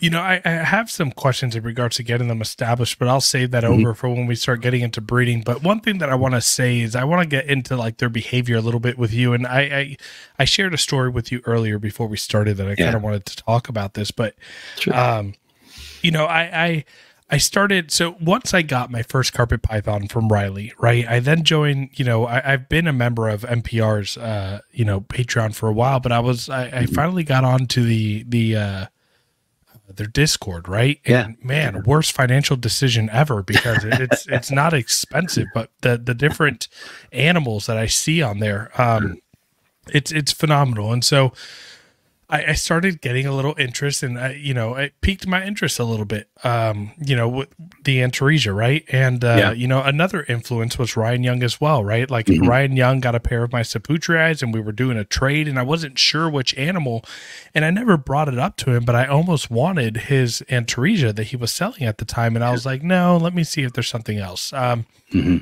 But man, I was recently at Dallas NARBC, and we stay at my buddy Phil's place every year. And last year, you know, he had them. I didn't even pay attention to the children's python he had. And this time, because I have seen so many pictures and people talking about them on NPR's Discord, I took them out and I held them. Yeah. And I was blown away at their inquisitive nature and their behavior. And again, it's not like the retic social intelligent aspect, but I'm used to when I'm holding a smaller python in my hand, I'm used to an animal that's going to stay still, or that just like a ball python, right? These guys were moving. They were active. Their eyes were moving. They were methodical in like where they were going to go or what they were doing. And I was just like, why do I feel like I'm holding a miniature retic? Like why? Yeah. And that's really what sold me. And I'm committed at least to having a pet, Antaresia. Yeah. But what is it that you like about their behaviors, or what is it about their behavior that you can at least speak on in regards to them? Yeah. I mean, that's just it. Like it's having that python in a very small and manageable form. I mean, I've always loved pythons, and I've been very tempted to get retics and Burmese and all that kind of stuff, and scrub pythons. There's just so many cool pythons out there, but as most people are, I'm limited on space, and my love for Australian stuff comes first, and so I do have some decent sized pythons. I've got some black-headed pythons and some olive pythons that are decent size, but I've got a lot more Antaresia than I have anything else, including carpets. So they're just really enjoyable snakes, and you can have them, like you said, in a much larger setup, comparatively large compared to what you can keep a retic in, or a large black-headed python or things like that. So I don't know, that's one aspect, and I love their inquisitive nature, their personalities. I think I prefer like the pygmies and the Stimson's pythons to the children's and the spotteds, just because you don't have to, like you always have to be on guard. Like there's the children's python, after handling for 5 or 10 minutes, might decide, oh, I think I can eat this guy, and they'll bite you and hang on for a while, and you're just like, okay, great, and then it's not like it hurts or anything. That's the other nice thing, is they're not going to put you in the hospital with a bite, like they're tiny. So it just might bleed a little bit, but so having that all python in a small package is just really appealing to me, and I've really enjoyed them a lot. And I think it's kind of one of those, like you said, people just kind of overlook them because they're not huge and eye-catching. I think they're not like they're not this like big impressive snake, and it doesn't even have to be big, right? But like even if you look at a carpet, right, even a Papuan carpet that's 4 to 5 feet, maybe 6 foot on a good day. Yeah. But like you look at their head, right? And you look at their heat pits and their ventral scales and everything like that. There's just something just like this prehistoric. And then you look at Antaresia's face and you're like, oh, that's cute, right? But I mean, I was just not expecting the python behavior and the inquisitiveness and the activity, right? I was expecting to hold this thing and it just like sit there. Like I was expecting it to sit in my hand, and now this thing was moving. And then when I would like look at it and I would hold it in front of me, it would kind of come up towards my face, and I'm like, what are you doing? You're not supposed to be this cool. Like I shouldn't like you this much. But no, I really like them. Yeah. No, that's the same thing for me. I just really enjoy their behavior and their personality, and just the fact that they're easy to keep. They're small, they're fun, they're pretty straightforward. Like there's not much mystery to them or difficulty to them. So now I want to find out, are they good pets? And what I mean by are they good pets is, let's get into husbandry and feeding and kind of the nuances of how to keep them. And and one last comment, you mentioned like the food response aspect of the children's and the spotted. Yeah. Right. So I kind of like that about them, just because it reminds me a little more of my retic, right? Like if I don't walk into my garage and hear a snake smack the glass, like it's not a day in my garage, right? And so you know, I will say I did see a little bit of a food reaction from the children's a little bit, but I will say I held it for about 10 minutes and never got the bite, but Yeah. I was warned like, hey, it could happen. Mhm. But you know, I also know that like establishing these animals and feeding them at first can be a pain, but let's start off with, you know, I guess we'll decide at the end of the husbandry section if they are a great pet snake. Yeah. So get into just basic husbandry 101, temps, humidity. I know that you've talked about but I guess more of like how you do it. Mm-hmm. Yeah, I mean, with all the species, I keep them pretty much the same. So just, you know, basic python husbandry. Well, and I guess I should define that. So I give them a hot spot, you know, with the juveniles and grow ups, probably with heat cable, you know, under tank heat. You use heat cable. Yeah. You might be the only person that I know, at least in recent times, that uses. That's awesome. I've heard it's great. Heat tape has that risk, you know, so exactly. I've built a lot of my own racks that I use for the juvenile snakes, and I'll route a little, you know, area for the heat cable to go in, and then just put a piece of aluminum tape over, so I don't have to worry as much about the heat tape. But and so, you know, I'll give them, you know, 85 to 88 degree hot spot, and then the rest is kind of ambient, maybe 75 to 80, somewhere on there, whatever the room is doing, you know, depending on day or night or whatever. So and they have access to that heat, you know, pretty much day or night. With the adults, I'll keep them in cages, typically with a light bulb, you know, give them a same kind of thing where it's like a 90 degree hot spot, you know, on one side of the cage, and then they can kind of escape that elsewhere.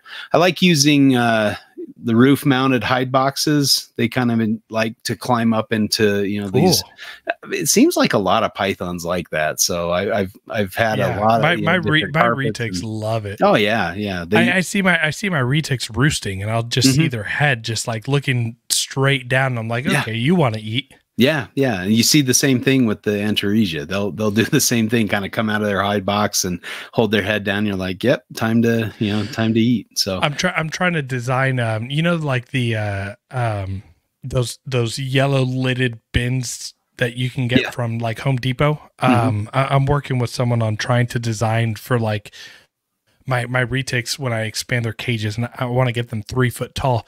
I want to try to find someone who can make me some mounts to slide those in, so that I could have like a you know, an 8 to 10, 12 foot retic, you know, in one of those bins with a sky hide.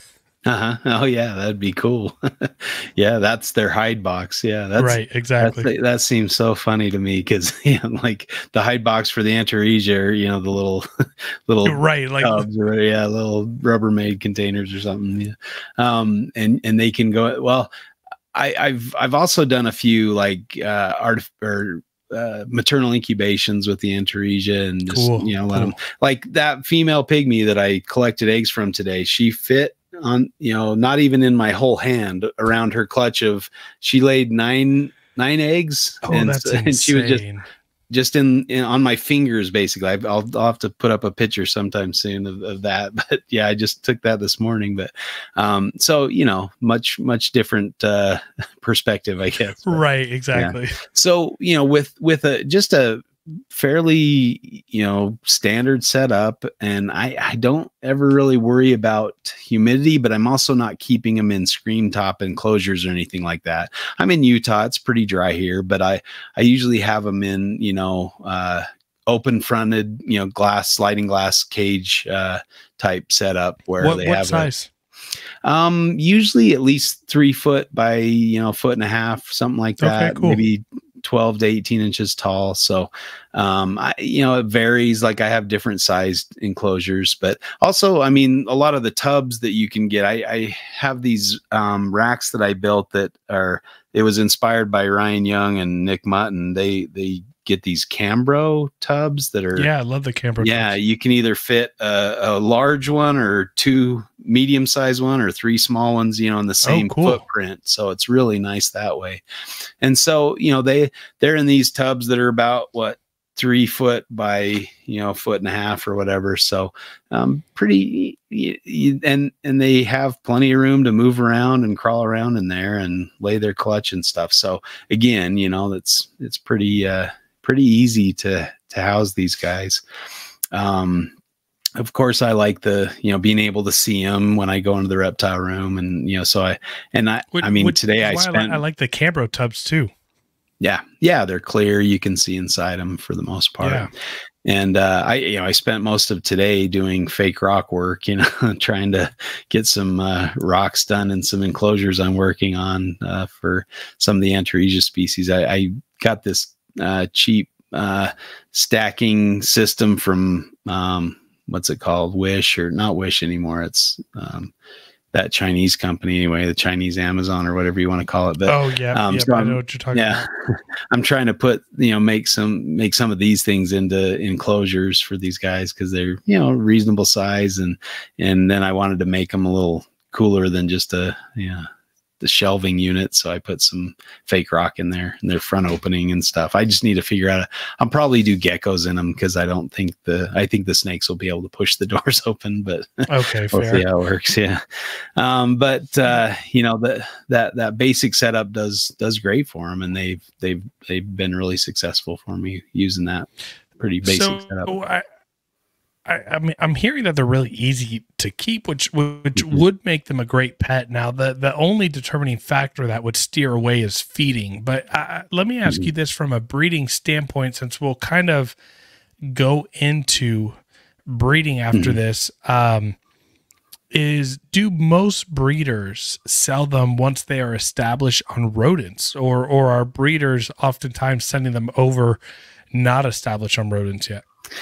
I think that's hard to say. I'll say for myself, they're always established. I don't sell anything that's not feeding reliably, at least has fed, 5 times without assist feeding or without skipping or whatever on a rodent. So that's kind of my policy. I'll feed at least 5 times. And usually once they take the first, or 1 or 2 times, they're pretty solid, like they're pretty ready to go. But you might have some issues where if they haven't fed that many times and you ship them off and then they're changed in a different environment, they might clam up and not want to eat or something like that. But usually I've found that once they start eating rodents, there's no turning back, and they are bulletproof, solid, about the easiest pet snake you can find. I mean, they have a pretty voracious, or ferocious food response. So I can imagine that once they're readily taking their first or second rodent, it's probably just, no different than a retic, in the sense of once they're there, they're gone, and they're ready to go. I would say too that, unless, we're not getting wild caught animals. And so most of the stuff has been bred in captivity, multi-generation. My children's pythons, my spotted pythons, and most of my Eastern Stimson's pythons will take the first time I offer a rodent. They don't hesitate. Awesome. So they'll take a pink mouse right out of, pretty much out of the egg. The Western Stimsons and the pygmies are a little more challenging. Like I said, with the first couple generations of the Western stems, they needed a little trickery, or they were a little hesitant, and they were a little bit of a pain.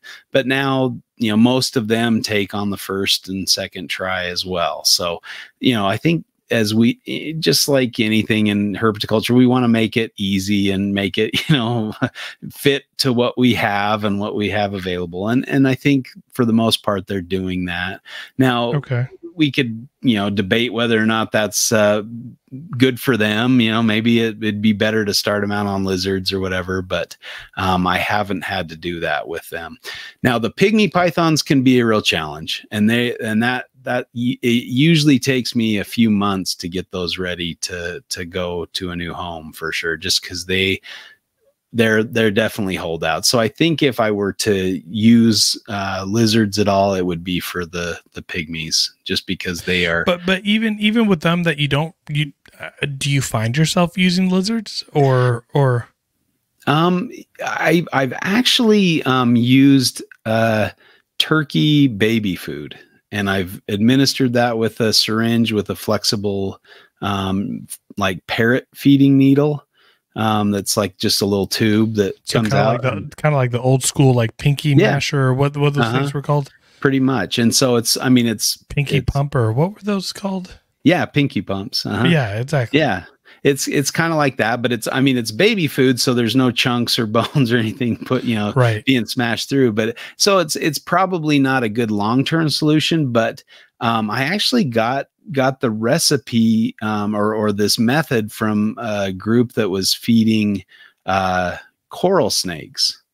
And coral snakes, they're pretty much obligate snake eaters.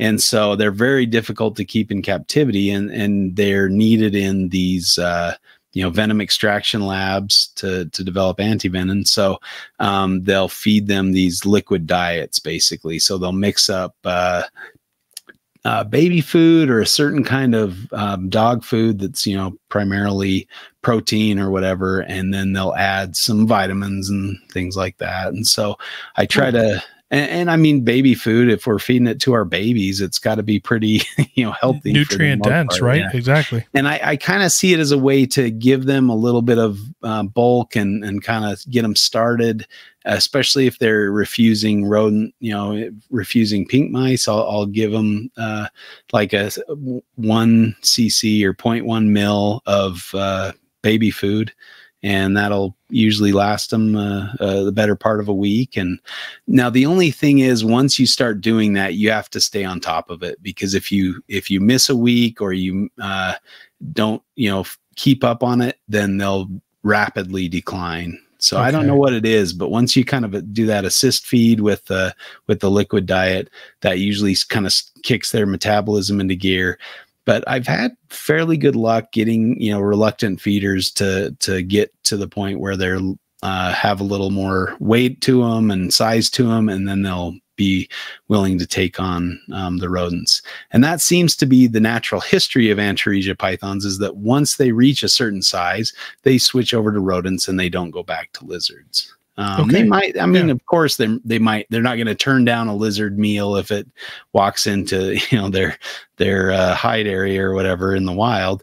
So, not to say that they won't eat lizards as adults. And, I've seen pictures of wild pygmy pythons, like pulling a road-killed lizard, peeling it off of the pavement to eat it, so they're not above getting some lizard jerky off the roadside. So pretty crazy.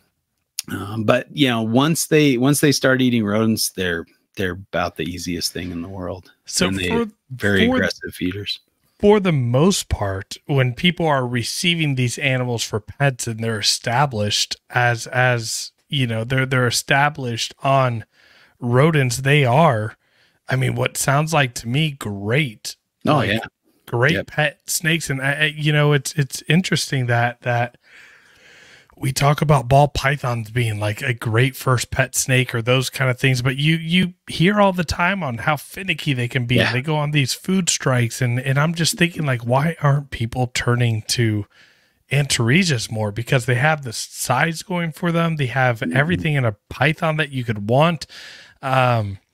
That's what I've been wondering for the last 20 years. I've been scratching my heads on, like, I probably spend more time at reptile shows educating people. I think it's mainly because people haven't heard about them. They just don't know. Like you said, they're kind of over. You didn't really even pay attention to it. Like, I didn't even know my friend had them, right? Yeah, I didn't even care for them. And then once I started learning a little more about them, and I went there. And I saw children's python on a label on his rack, and I was like, wait, what? You have these? How long? He's like, yeah, I've had them for like almost 2 years. And I was like, shut up. So I got him out, and I held those snakes more than I held his indigos, more than I held his retics. And every night I in there, opened up the tub, I grabbed the children's python, and, we had a 10-15 minute handling session every night. Yeah. And that's kind of what their draw is, but also what maybe makes them overlooked a little bit, because they're not that, giant flashy, you know, very colorful. It's overrated. Yeah. My buddy calls them dirt snakes, you know, because they, you know, they tend to have those more earth tones, but you know, to blend in well. But you know, I really like the, you know, kind of that desert theme, you know, the more red rocky thing, you know, the brick red or whatever. It's different. Simpsons and the pygmies. Yeah.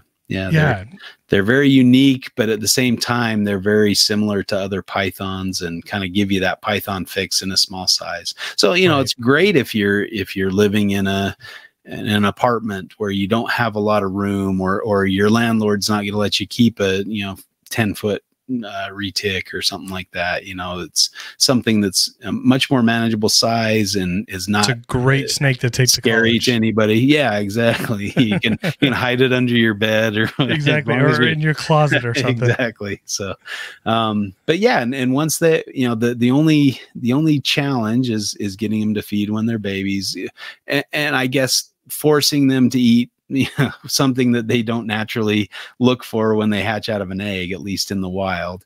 Right. And that's about the only challenging thing. Other than that, they're very easy to keep. They're very easy to keep happy in a lot of different conditions and a lot of different areas.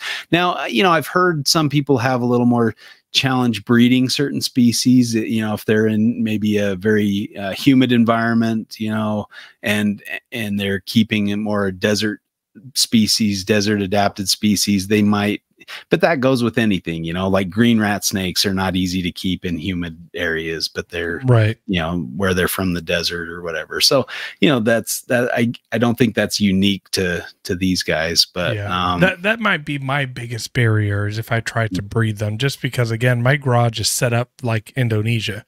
You know, you can walk in and on a dry day in my garage, it's 60, you know, humidity is 65%. You know, even if I look right now, I have my sensor push notification letting me know that my humidity is at 70%, right? Yeah.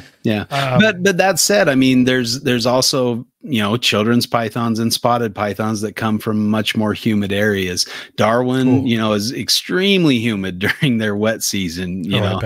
Cape York, it's basically tropical. We were finding them not far from where we were finding green tree pythons. So, you know, there's definitely a variety of different things. And maybe that's why I do better with the Western Stimson's pythons and the pygmies, because I'm in a desert, you know, it's dry and you know, so, you know, you might do much better with spotted pythons or Cape York spotteds than I have in the last couple of years, you know, so that's, I guess there's kind of a species for everyone or that's different awesome to conditions. hear. So, you know, let's get into now breeding them. I kind of want to do this like uninterrupted. You know, I kind of want you to geek out on the aspect of breeding these animals and how you do it. I understand that everybody, there's a different formula that can work for just about anybody when it comes to multiple species. One thing that I've learned listening to podcasts about green tree pythons, and you know, even now that I've done some interviews working on the chondro lounges, is there's really no cookie cutter way. So I don't want to get in the way. I just, in terms of when it comes to breeding them successfully and what you do, let's talk about just from the idea of like the age that you're looking for, the size you're looking for, and what you do to prepare your females. What do introductions look like? And then I guess we've already talked a little bit about establishing babies. So let's get into, you know, from the time that you're preparing females, you're doing introductions, you're seeing the signs they lay, and then incubation and the temperatures. Okay. Yeah. So, again, you know, with most of the aspects of these snakes, they're pretty easy to breed, maybe especially compared with a lot of the other species of python out there. You know, as far, you know, on a scale from ball python to bullini, they're probably more closer, you know, maybe even easier than ball pythons to breed in some ways. So I introduce my pairs in the during the cooling period. So usually sometime around October, November, I'll put pairs together. Now I like to cohabitate for a lot of the year. So I'll leave pairs together for months at a time. It definitely gives them the opportunity to have multiple copulations, but I rarely see those other than when I put them together for the first, week or two. And I'm sure those are probably not very productive, but I think the benefit of keeping, pairs together for longer is that they'll get to know each other's rhythm and cycle and things like that. And so the breeding that will occur is productive, at the time that it needs to be productive, kind of that idea. Once I can see that a female is starting to show signs of being gravid, I'll remove the male and then just let the female kind of have the cage to herself to prepare to lay her eggs.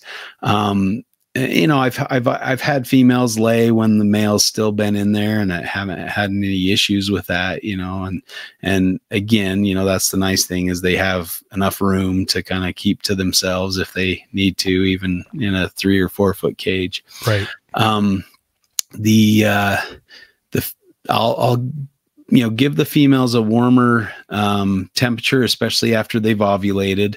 A lot of times gravid Antaresia will bask upside down, so they'll turn their body, their belly up, and so you can tell, okay, she's pretty obviously gravid, and it's easy to see the eggs, in the female. They don't hide it very well, maybe if they're very overweight or something, but and then once they're pretty good moms, once they lay the eggs, they'll usually wrap the eggs, especially if they're good eggs, and so you go in and you just see this perfect little ball around eggs, and I can literally imagine just something just like fitting. Yeah.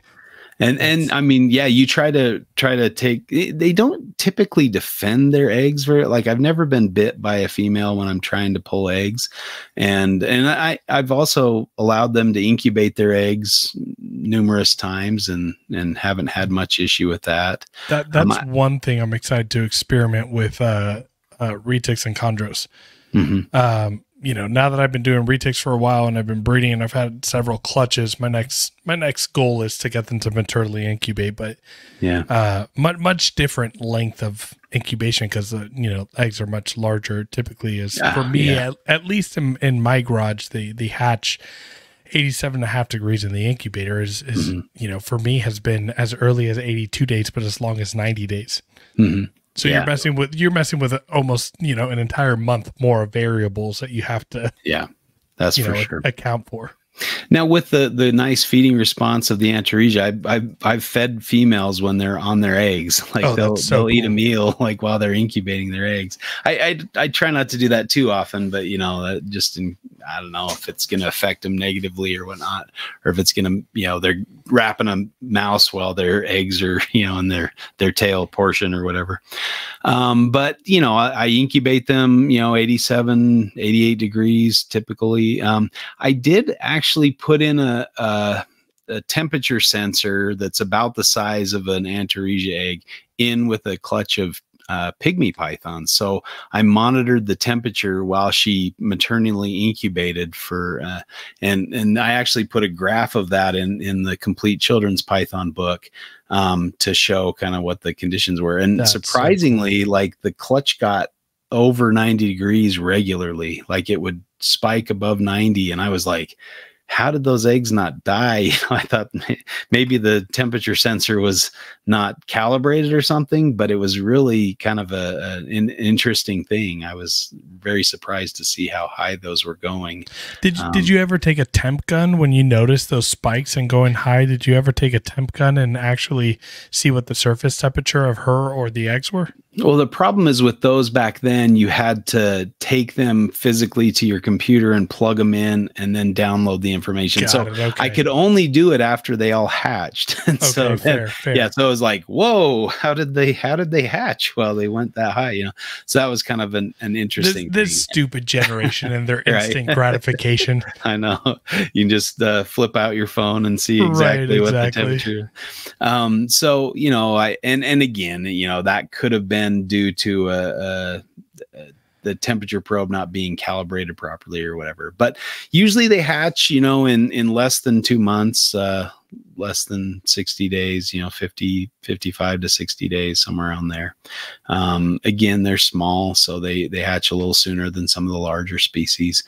And they hatch out very small, under 10 grams for the babies, and, just maybe 4 or 5 inches long, just really small little things. So, and again, makes them very easy to, well, it can be a challenge to house them because you need to make sure it's very secure and they're not going to escape. Because my first year, I had a few children's pythons escape out of the ventilation holes that I had in these, tubs that I had for children or for carpet pythons. Oh, that's hilarious. And they slipped out of the holes, and I'd have to herp my reptile room to find the babies, And it was interesting too. Once they kind of went on walkabout and I got them back in the tub, they were much more eager to feed. So maybe there you go. A good thing that they got out. But maybe there's a better way to do that. Take them for a drive or something. But right, exactly. Yeah. So I usually leave once they hatch, I'll leave the clutch together until they've all shed. And within a week or two, they've shed out. And I do the same thing with my retics. Actually, I have a clutch of Pyramid and Owl Philippines that right after this episode, I'm going to go, they all finished shedding in their tub today. So I'm going to go pull them and put them in their individual tubs. Oh, cool. Yeah. That's, I think that's a commonality for a lot of pythons. I think they probably stay together for a week or two, until they're ready to kind of venture out. Now, I will say if you leave them together too long, you can have cannibalism occur. So you want to make sure that you do separate them out, once they start, once their yolk has been kind of all metabolized or whatnot, and then you'll want to separate them out not too long after they're shed, because they will try to eat each other sometimes. And I've had that occur rarely and early on, maybe 15 years ago or something, and it usually results in the one that ate the sibling dying as well, because it's just too large of a meal. So yeah, exactly. It's something to be avoided for sure. But yeah, they will try to eat their siblings if given enough time. So separate them out into their own spaces, and then after that, I'll just kind of I let them get a little bit hungry. So I don't try immediately after they shed. I'll wait maybe 3 weeks before I start offering food to make sure they've metabolized that yolk pretty well, and they're lean and ready to eat. So it makes them maybe. I do the same thing. I mean, with retics, and that's the beautiful part about retics is you'll know because you'll start seeing them pace their enclosure or their tub, right? And it's typically for me about the 2 week mark after that shed. So about anywhere between 21 and 25 days after they hatch is when I typically will offer that first meal. Cool. Yep. And I offer them kind of like in their enclosures. They're in tubs, but I've got this 3D printed water cup holder that gives them a little shelf to kind of perch on, so they can look down, at the floor cage. And maybe that's kind of what has helped get these things started a little more eagerly on rodents, is having that above ground perch to kind of look down on their prey and go for it. But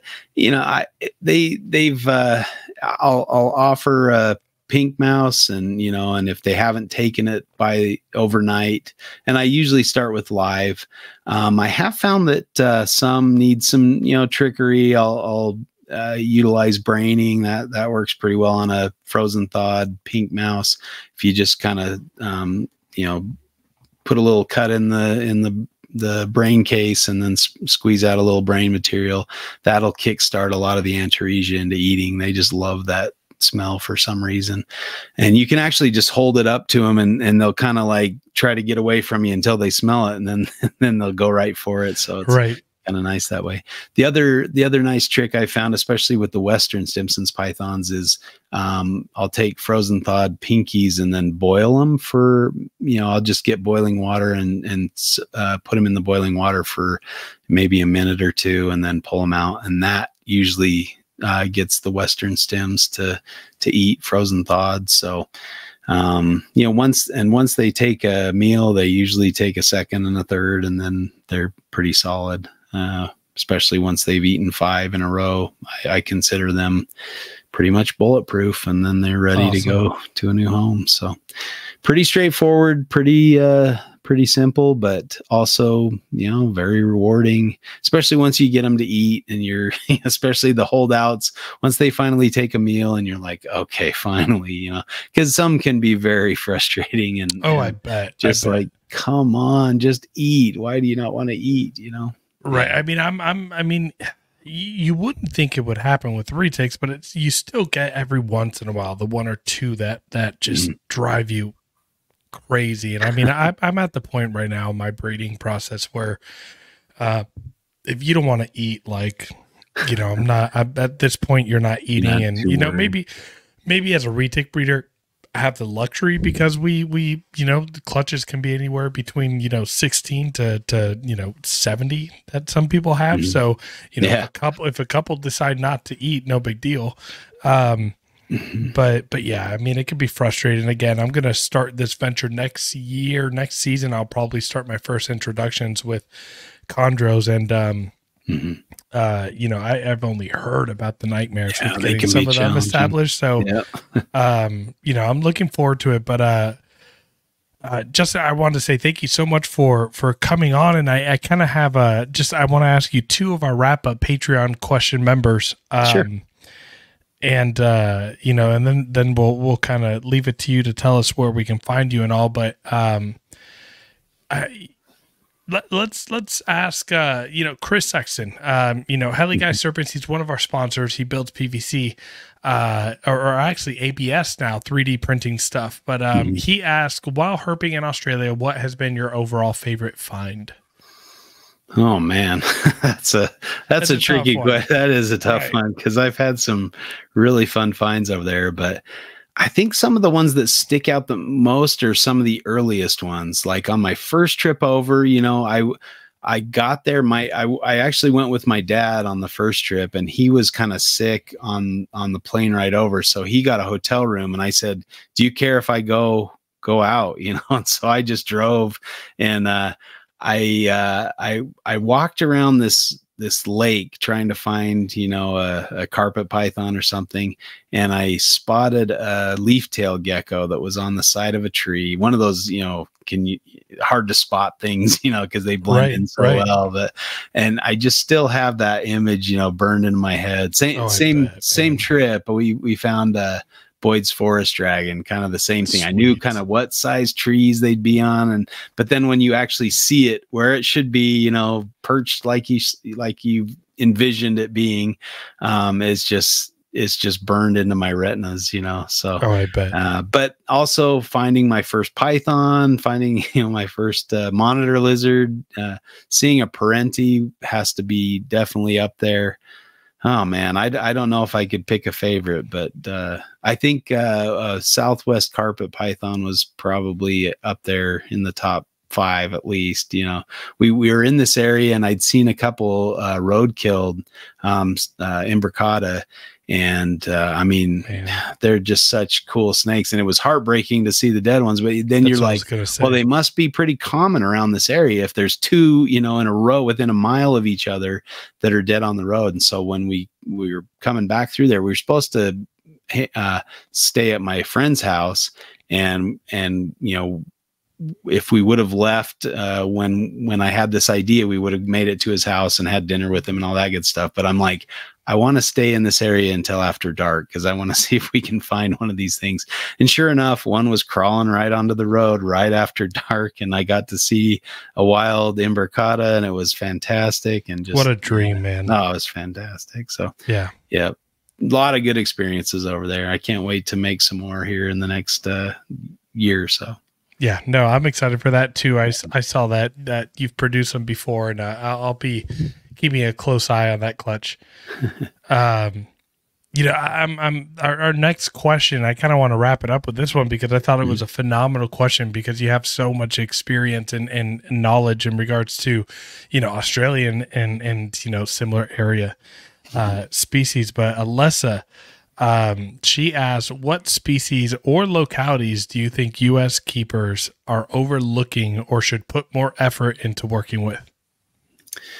Yeah, that's a good question. I think it seems like there's been pretty good representation. I mean, children's pythons are pretty solid. As far as the Antaresia, I guess I'm going to focus that question on.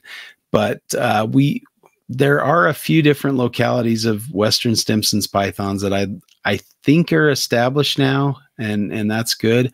But I think there's kind of a little bit of that mentality that pygmy pythons are too difficult. And I was gonna say that I rarely ever see pygmies available. And I mean, they are a challenge. Like, it is very difficult to get those babies started, and once they're started, it's hard to let them go because, you know, you want to hold them back just in case you need them. And I didn't keep, like, early on when I was producing them and I had pretty good luck getting them going, I didn't hold enough back, and I actually lost one of my Casey Lazick lineage pairs. Oh man. And so I'm looking to get some more of those, get those back so I can have those again in the collection. Right now I just have the kind of the Don Patterson Kreider line or whatever you want to call them. So and those are doing great, and I've got, you know, like I said, 3.4 of those right now. So I'd like to get some more of the Lazick line, and yeah, there's some European lines I wish we could get over here, but I think we're in pretty good shape. I would like to see more pure Cape York spotted pythons produced. I got a pair of Cape York spotteds from a breeder off of one of the classified ads, maybe, you know, 8 years ago. And then I bred them and hatched out granites, and that tells me they are not pure. They were crossed with the regular spotted pythons that are, you know, that were granites or het for granite or whatever. So I'm like, I shouldn't have got granites out of that. Now the granites are really cool looking, and I kept a pair of those, but I sold the Cape Yorks or half Cape Yorks or whatever they were. So that was kind of disappointing because I was really happy to produce those again, but then they turned out to be not what I thought they were. So yeah, that's tricky sometimes. And I had produced quite a few of the Cape Yorks, and I sent those over to Europe, and I'd sold the rest of them, and I didn't keep enough back. And so when my pair stopped producing, then I was kind of like, well, now what do I do? You know, I can't get them to breed or can't get them to produce good eggs. And so I've tried a few things, and hopefully I'll get them producing good eggs again. But, you know, it is what it is. So yeah, I made the mistake as you were talking of going to the availability part on your website and see that you still have some Western Stimsons available, and you even put phenomenal next to them. So I'm going to be in trouble here soon. But Justin, man, I want to thank you. This was one of our longer episodes we've had in a while, but you know, I appreciate all the time that you were willing to put into the episode and the time that you took out of your day to do this.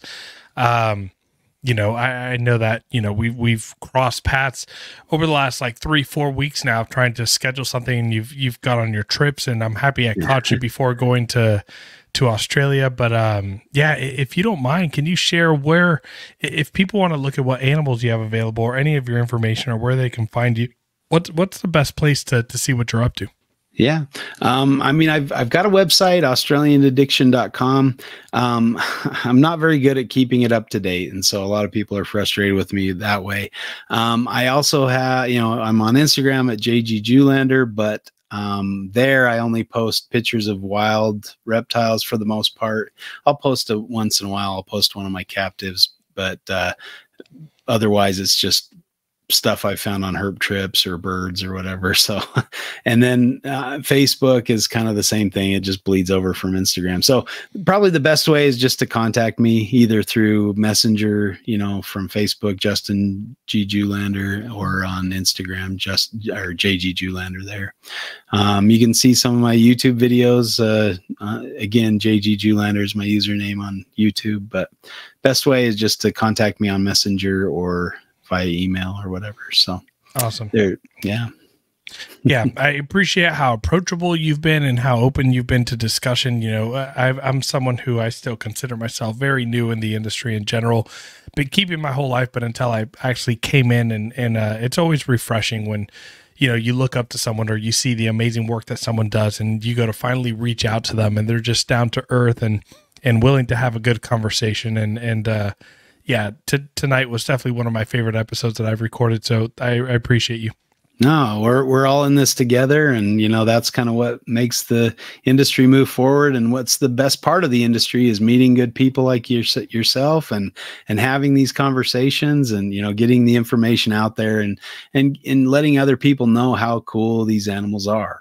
That's kind of what it's all about. And even if people aren't interested in keeping them, learning about things and probably helping them maybe understand the animals they like. I think that's one of the downsides of herpetoculture is we get in these little niche groups and we don't cross-pollinate. We don't talk to the tortoise guys or the amphibian guys or whatever. And a lot of times they have great ideas and they may be further along in their herpetoculture than we are, so it's really cool that you guys are kind of branching out and looking at other species rather than, just sticking with the retic crowd and that kind of thing. So yeah, thanks for doing that. This has been a lot of fun. Yeah, it's been a great experience, and I love getting to learn more about other species. And I'm going to be honest, I mean, there's only so much you could do on a weekly podcast on retics in general, and I think some of my favorite just recordings have been sitting down with people in other areas and other other snakes and species and in general, and I again. I'll throw out a pitch too for my podcast, Reptile Fight Club. If you're, it's great. It's a fun one. We just kind of pick a topic and we figure every topic has two sides, and so we flip a coin, and if you win the coin toss, you get to pick what side you get to defend, and so it's not really a fight. It's more of a lively debate or a discussion. Yeah.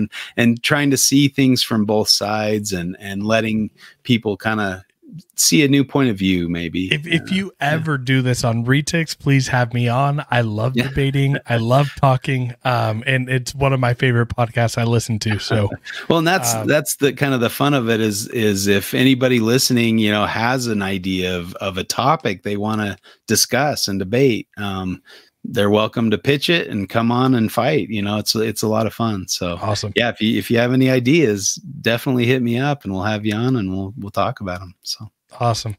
Cool. Thanks again, Justin. We'll let you head out for the evening, and have a good rest of your evening. And I look forward to talking more in the future, man. Yeah, for sure. Thanks a lot. We'll talk to you soon. All right. All right, guys. I don't have any really too much else to say. What I do want to say is thank you so much for all of our Patreon members. If you guys are interested, we do have that link that's right below, patreon.com/TheReticLounge. Our Discord is growing and getting more lively. And all these different species spotlights are really highlighting in our Discord that we're talking more than just retics. So but if you are new, the Retic Lounge has always been about having a positive community for retics and aspiring new keepers and breeders. If you guys are new, drop in the comments below on retics on, what kind of episodes you want to hear that we haven't done. I was just talking to Justin about the idea of doing a retic podcast. It's really hard to come up with new, fresh content, and in our Discord is where we're able to really come up with a lot of new stuff. But just want to give you guys a huge shout out. You are the community that keeps Nathan and I going and loving and enjoying what we do. So with that being said, I'm going to just wish everyone a good rest of your day, evening, afternoon. And, Nathan will be on next week. And we have a lineup of episodes coming up that we're really excited for. We did a lot of, out of the box things over the last couple of weeks with the live at Dallas. That was kind of all over the place, but a fun time. And then the barber talk, we're going to get back into talking about herping, talking about different species, having more reverse interviews. So drop in the comments what you liked about this episode. Should I buy an Antaresia? I know what my answer is. I want to hear what your answer is. But anyways, you guys take care, and we'll see you next week on the Retic Lounge. Oh, just want to say I'm throwing in a little shameless plug. We are going to be changing over the Retic Lounge YouTube network or YouTube channel over to the Reptile Lounge Network. Don't panic. That is still us. But next Friday, we are dropping the intro episode of the Chondro Lounge with me and Chuck Inaconi of Chill Chondros. This has been in the works for over 6 months. There was a co-host change that had to happen. And now me and Chuck are finally vibing. We're getting through. We got people like Mark Hager, Ryan Young. We're setting up an interview with Greg Maxwell. Like, we are so pumped for this podcast coming up. So we look forward to seeing you over at the Chondro Lounge, and then the Retic Lounge is going to keep doing our steady business and talking about retics and all these other species that we love to learn about. So again, thank you guys so much for tuning in on this episode, and we look forward to seeing you next Friday.